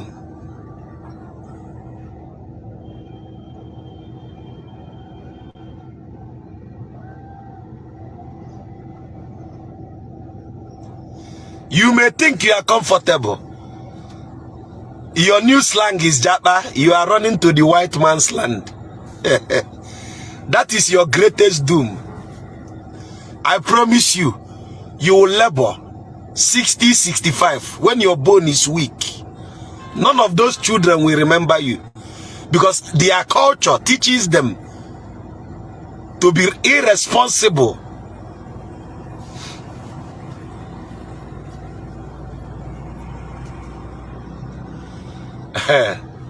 Isi awo with aka eji isi awo fiakwala arụ with ihe anyị na-ezuzu isi awo fiarụ na arụ anyị isi awo kekwa n'onyo ebe 63 years bụ call to glory. Ebe 63 years bụ call to glory. What is glory in the death of a 63 years? In the ancient time, if you die at the 63, etufuo na ajọ ọfịa.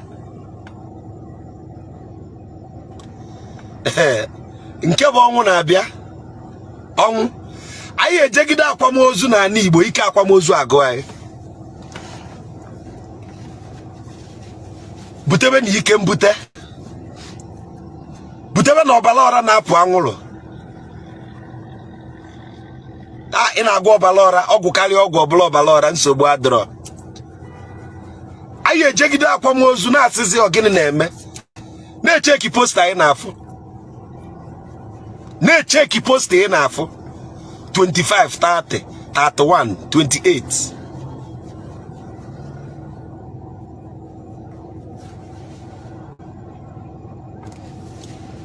Ha.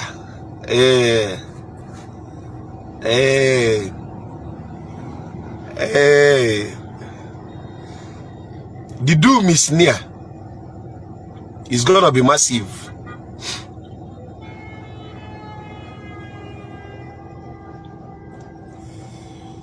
You will come down in your Jeep, in your SUV, in your $1 million SUV, just because the tire blow. You no go find vulcanizer, we go pump am. Boys are down muziolo.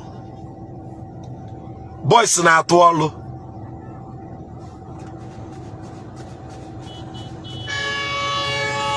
'21st century. Ebe nne na agwa nwa ya. Nya jekwa ka o mee ihe ibi na-eme. Ebe nne na-agwa nwa ya nya chọkwa ihe ọ ga-eme. Nwatakịrị 22 years, 25 years ka ị na-ene anya aka ego n'aka ya. Ebe ka o esi weta. Ị na-anya n'iru akwụkwọ ma ndị ji aka odo wee pịagbu nne ha. Ma ndị tọdolu nne ha na akpịrị ka o wee nyụọ nsị ọkụ. N'ofu onye ala sị na ọdịbịa si aweta nsị ọkụ nne ya ka o wee bunye ya ego. Ihe na-ewute bụ na ego nwa ya apịta, ego nwa ya agwọnye ya n'ọgwụ bụ second hand moto ụdị ya nna anya ka o ya ejebulu. Ọ bụrụkwa na ọtị ya leda si akwa.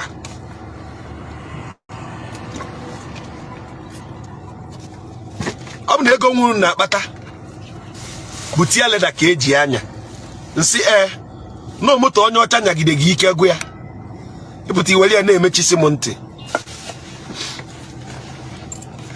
Aka aja aja na-ebute ọnụ mmanụ nya ka Ikenga na-akụzili anyị. The concept of Ikenga is telling us that everybody should be skillful. Inwela agali na mbọ inweta agali ovu. Kedu ebe agali na mbọ gị dị? What is your skill set? Can you even maleme with akage? Can you even kenga ne kunante? Agalina mbo. Ilu Owerri eji hotel eme competition. Ibata ọka, ịkwapụ ịkwata, ịkwapụ ịkwata, ịkwapụ ịkwata, ịkwapụ ịkwata. Unu olili na nkwali.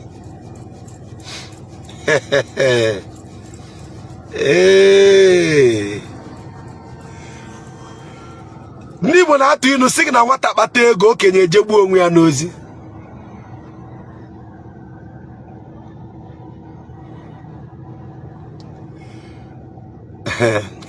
Ọ bụrụ okwu niile ka nna asa asa.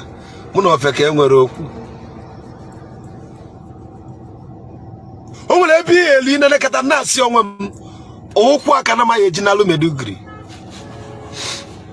Kedu ife Ikenga na-agwa gị? Ikenga sị gị agali na mbọ gị nwa aka ọlụ, agali na mbọ, 2 hands must be on deck.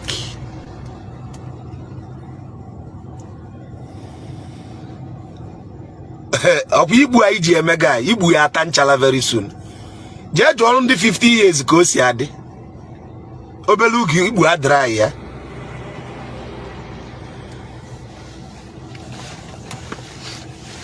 O ji amụ eji ego ọtezi aka.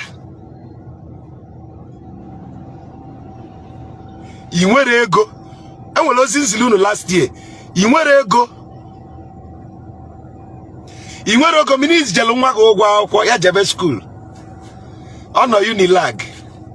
Ọ nọ Unizik. Ọ nọ Uni Mgbakwu. Mana I nwere ego iji akwụrụ ụgwọ akwụkwọ. Nwatakịrị bido na year 1 lalide ọtụ before n'elu year 3 igbu ya bụrụ Range Rover, igbu ya bụrụ flyover. Maka na izijeli akwụkwọ ka ọ gbawa akwụna ka ọ wee kwụnye ụgwọ akwụkwọ. Nsị ga-eti na nwa anụ na akwụkwọ gị tinye ebe ọ ya amụ ọlụ.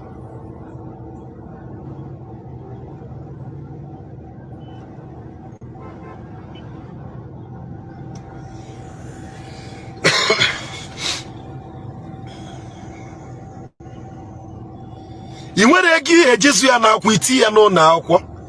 Anazi ya ego handout.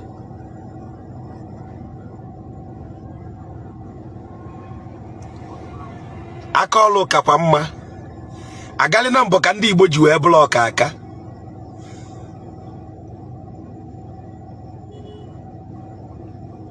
Agali na mbọ ka ndị Igbo ji bụrụ ọka aka. Kedu ife ịmụ eji ọlụ aka eme? Ọlụ aka onye ọlụ aka agụ ada agụ ya. Ọkwa n'ụwa mebisizi kịta. Ọ dịzi aka onye ọbụla ọ na-anya benzi ụbọchị bụrụ ugbo.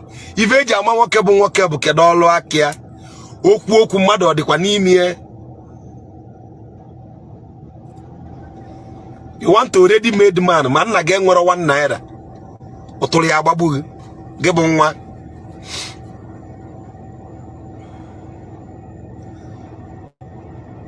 Kedu ife agwụ ya alụ n'ime gị?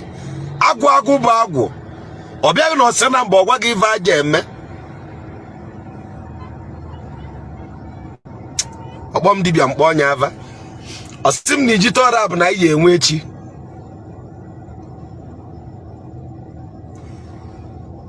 Alụ mekwa na-ete ọkala. Mee na ijite ọkala. Nsogbu ụdị. Ọ na oro ụdị bụ iche ntị.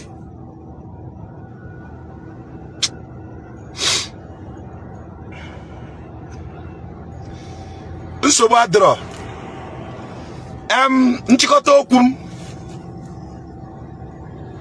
The 4 arms of colonization. The school was instituted to condition the children to be a better slaves.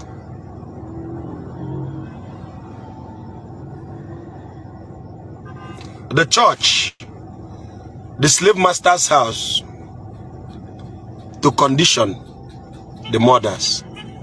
The prison, the slave master's empire, to destabilize the family, to take away the fathers. The government of the day,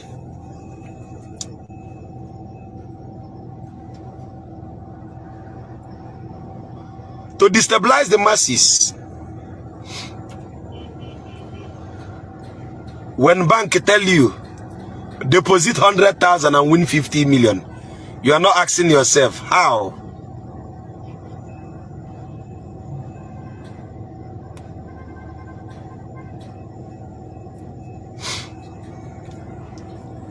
When abia uni acha eziokwu mana eziokwu ya nọ n'ọta aka.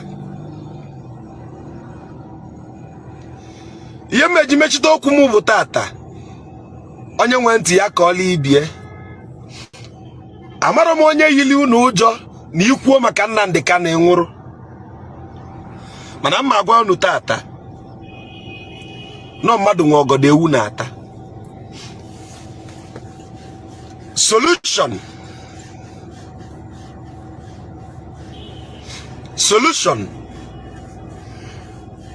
The first solution is this. Stop putting your children in the university. Look for a monotechnic. Ebe a na-eji aka nka na ụzụ. Ebe a na-akwa nka. Stop sending your children to the university. Igbo land, they don't need university for now. What we need is a skill set center where soft and micro skills and hard skills are taught. We need textile mill na Igbo. Ka luptaba akwa ya na akwa. Stop sending your children to the university. When they are done with the secondary school, is enough for them. I tell people as at primary 4, if I stopped school, I will still be literate. As at primary 6, if I stopped school,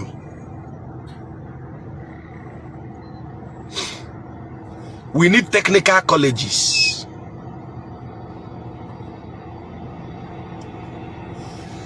I hate that statement to Olisa Binigwe Nyalayaka.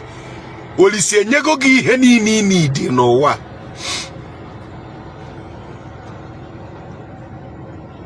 Olisa Binigwe Nyalayaka bụ ekpele bịala abịa ka ọ bụ. Olise nyegolu gị aka.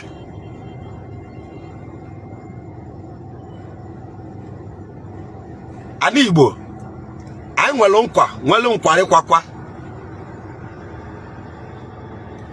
Olise nyechegolu anyị aka. Obodo nwe more than 100 billionaires kedu aka ọzọ Chineke enyere ha. Gwagodum.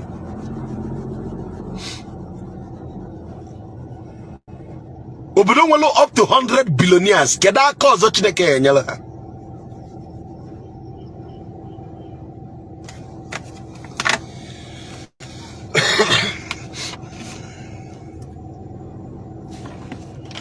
The only people that need universities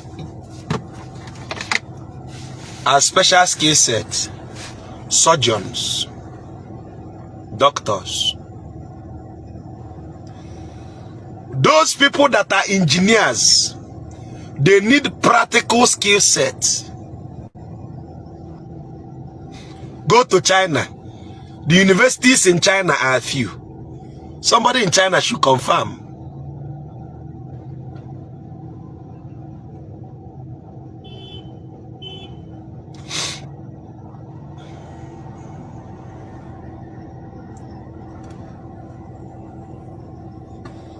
When we practice indigenous knowledge, you may not even need a doctor, because the next person in your compound knows the herb that will cure you.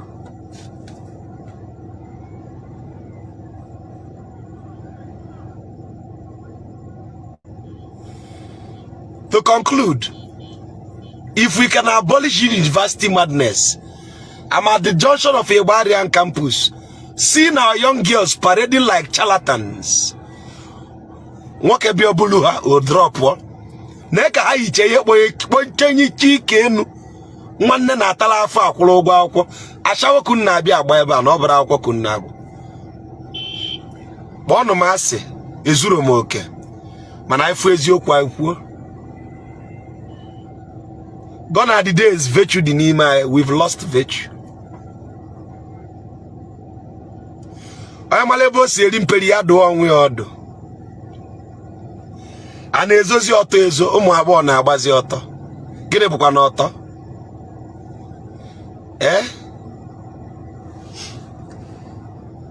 Ana ezozi ọtọ. Ebe a na-eli ike tọlọtọlọ, nwere ife bụzi ọtọ.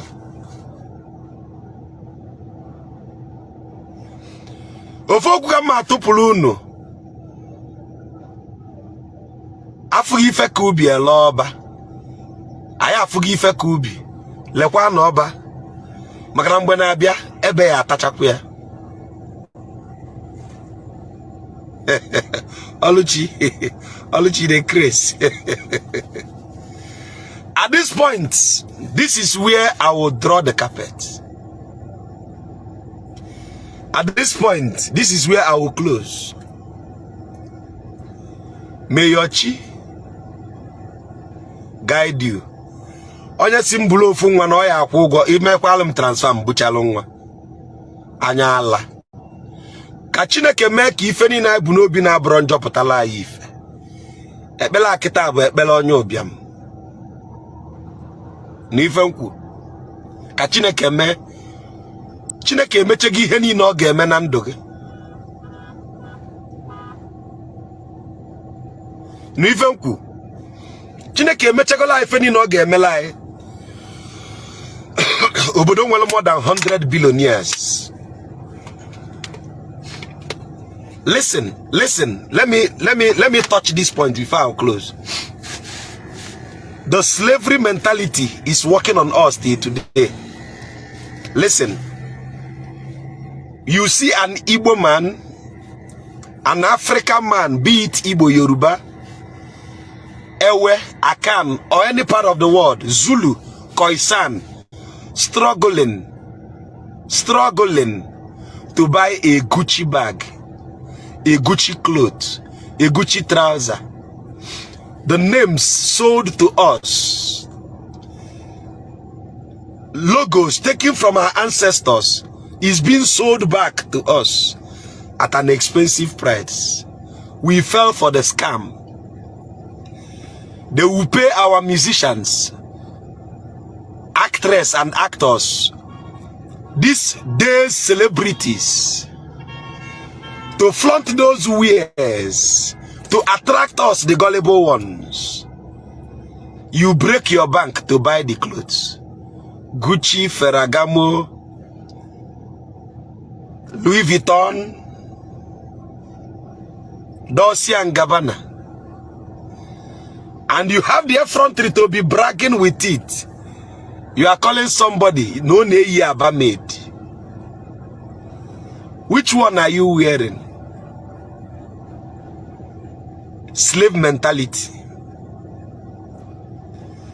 You be bragging. Imakwamoto nanya machine. Ongelolia. In no distance time, this nation is about to be doomed forever. I'm talking about the Igbo race. If you don't wake up,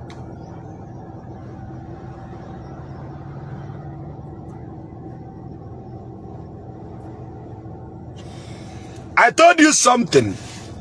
Every of this was taken from our land.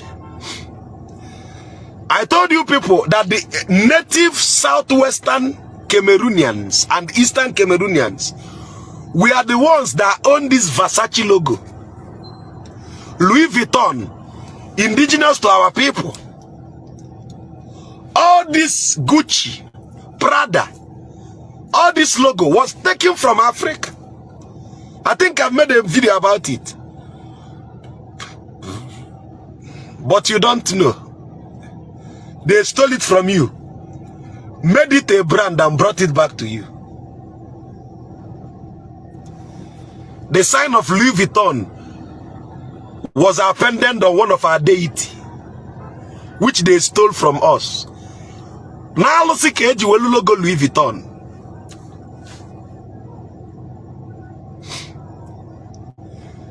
Everything was taken from this place. But the owners are not interested. Poor knowledge of history is your problem. Whomsoever took away history in your curriculum is a devil. Agwamunu unu chelu olu amosu tinu ndo ochichi na olu. Ina eke amosu. Sidibia na agwolo gogwe ya ti ndi na achi obodo. Feni ne chigolo obodo a. Fatinye ni fa amosu aye kele. Fama ba amosu na atag. No wonder na elota olu amosu o na apụta na afa. Because ni ibu bere amosu nke ọzọ na atag. Eni ne chilo obodo a ba amosu delege. Onye obula na agwaro go eziokwu ba amosu. Wickedness is next to witchcraft.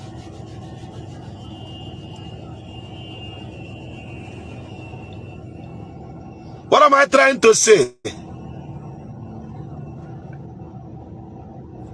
We should go back to skill set. Cholo egamo.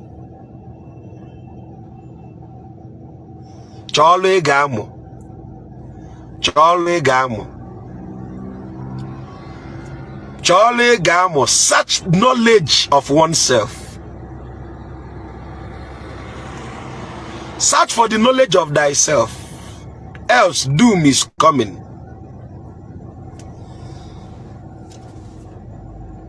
If self-knowledge is not included, ordinana, self-knowledge, it must be included in our curriculum. That is to say, we started. I think I'm out of fuel, so I will end here. Kamotomi yale nyoko kam manage link awe naba. Let me attend to 5 questions and we call it a night. Fuel ma gugo. Oh? Because I don't need to fuel na aswas. Okay? I try go. Do you have any question in Wala Jojo? Please stop asking for my number. I don't like giving out my number.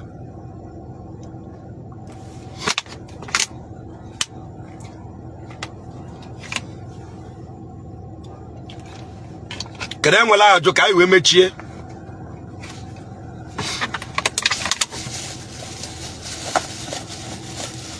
Jojo, send requests. We bring you up, you ask your question. Once we bring you up, go straight and ask your question. We call it a night.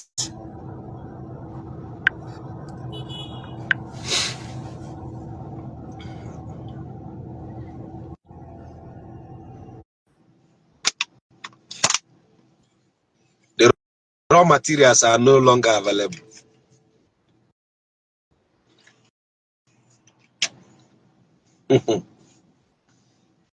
Hey.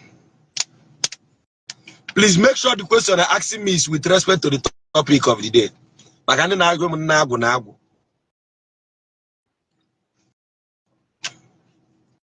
want to know the real origin of Igbos. It's not part of the topic today. Any other question?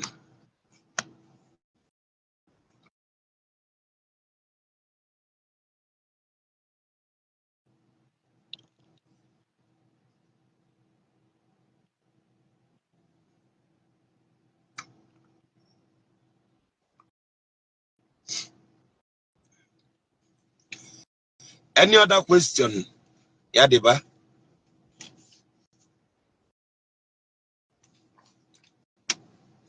With due respect, I only treat question with respect to today's topic, okay? If I answer that question now, it will take me.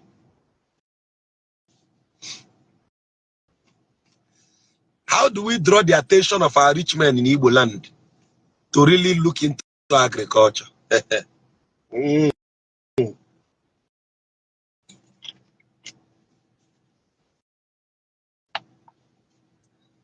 What are the disadvantages of Igbo?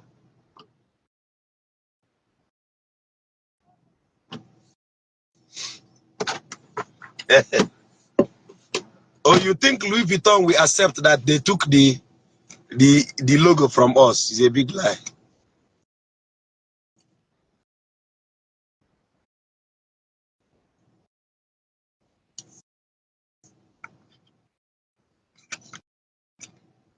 Upcoming priest.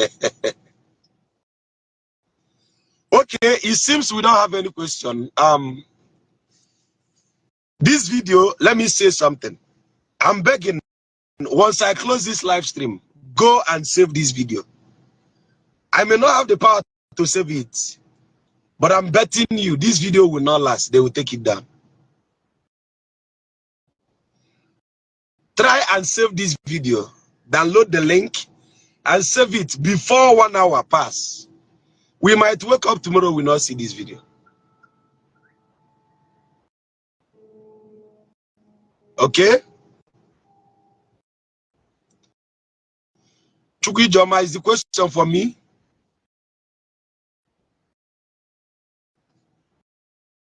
Can you prove the Louis Vuitton history in case they come for you? I can prove it with my life. It's simple. I'll just get... I know I don't say things without fact. If Louis Vuitton come for me and sue me, I will shame them.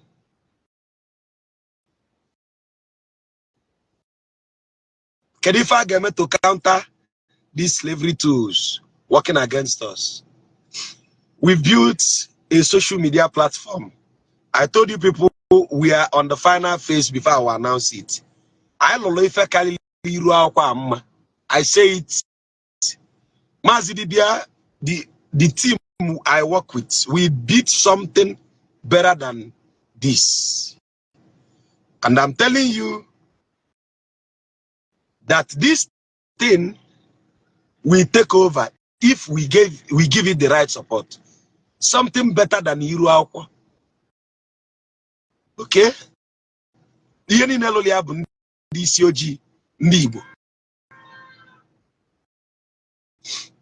Okay? So I think at this juncture,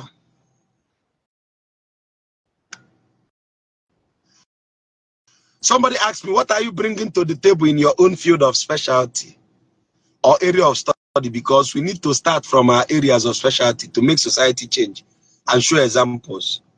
I think at this juncture, you would have seen what I'm bringing to the table. If you want to see a breakdown of what I'm bringing to the table, go and search for the teaching which I make. Is Omenana fetishism. Is Ordinana fetishism. After listening to the teaching, it will give you a brief and concise opinion of who I am and what I stand for. For Igbo land, final topic, final saying before I close. Ani Igbo amanzu oke, moka obia naro. Maka no ka obia jila ye ngofu okwu. Oh, that's not my field as a chemist. I am doing something mighty in that field, but it's when we have research center, you see. Someone cannot prove that Louis Vuitton is a deity with Google. Google cannot show you. We don't even need Emeka Obala. We don't need this dam of a thing to power our water again. We don't need dam to generate electricity. In my days at IMT Enugu, a schoolmate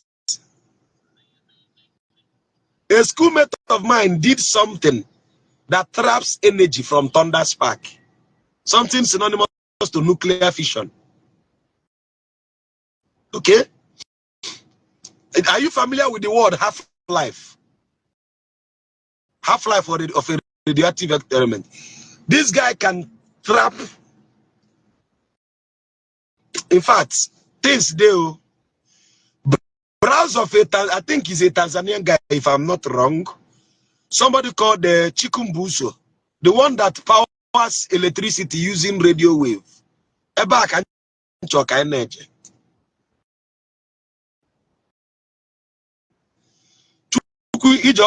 We are making a research on sickle cell. Okay? The Chinese people are using coal to generate fuel, to generate a liquefied natural gas. Liquefied natural gas, yes.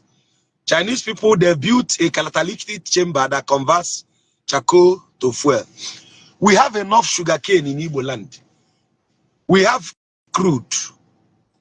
We have several things. if we do it right, before 30 years, we will win the battle. It's not gonna be easy. But 30 years, because we need to purge our land. So at this juncture, this is where I draw the carpet. I pray that the ancestors will speak to your head, kissing in water.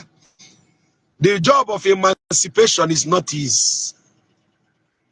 For somebody like Chukwu Ijoma Mazi, if you are a videographer, if you are good in cartooning, take some of my videos. I said it. I am one person that will not get angry seeing someone posting my content. I've said it. Use it and make money. I don't care. Take my video. Use it and build cartoons. Make teachings from my videos. Use it for cartoons. Make slide. Make short clips. Sell it in your platform. Make money. I don't care.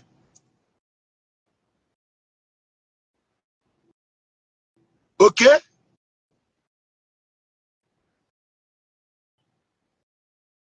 For now, make money from it. Spread the message. This is where Chukwu Ijoma Mazi is always easier to tell someone else what to do. That is the problem. It's always easier. It's always easier. It's always easier. But no problem. So at this point in time, this is where I draw the curtain. Kachifonu, Umu Igbo, coordinate.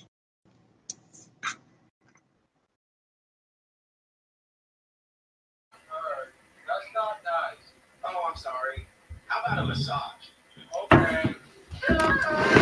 Yeah, my people, they won. No, so this is all we can take today from Mazi Dibe's teaching. And I'm sorry for my fans in Facebook. I couldn't be able to connect to the Facebook on 3 platforms we have on Facebook. I don't know why. You know, the enemy is too much. But all the same, we will see tomorrow. If I visit, I will be live tomorrow on Facebook. But they cannot stop us. They cannot stop us. I repeat, they cannot stop us. We have crossed the Rubicon. I have crossed the Rubicon. So expect me tomorrow and let me try to fix this problem. If I can't, I will call my friends and we'll see what we have to do about it. So they won my fans on YouTube. If you are not subscribed, please subscribe on our YouTube. And we are also live on S-Ando. They won us in Komala Yama. Kamama Zona Ebino, You want me lying, but say, they won. Good night. Happy weekend, my fans. Bye bye. Yeah.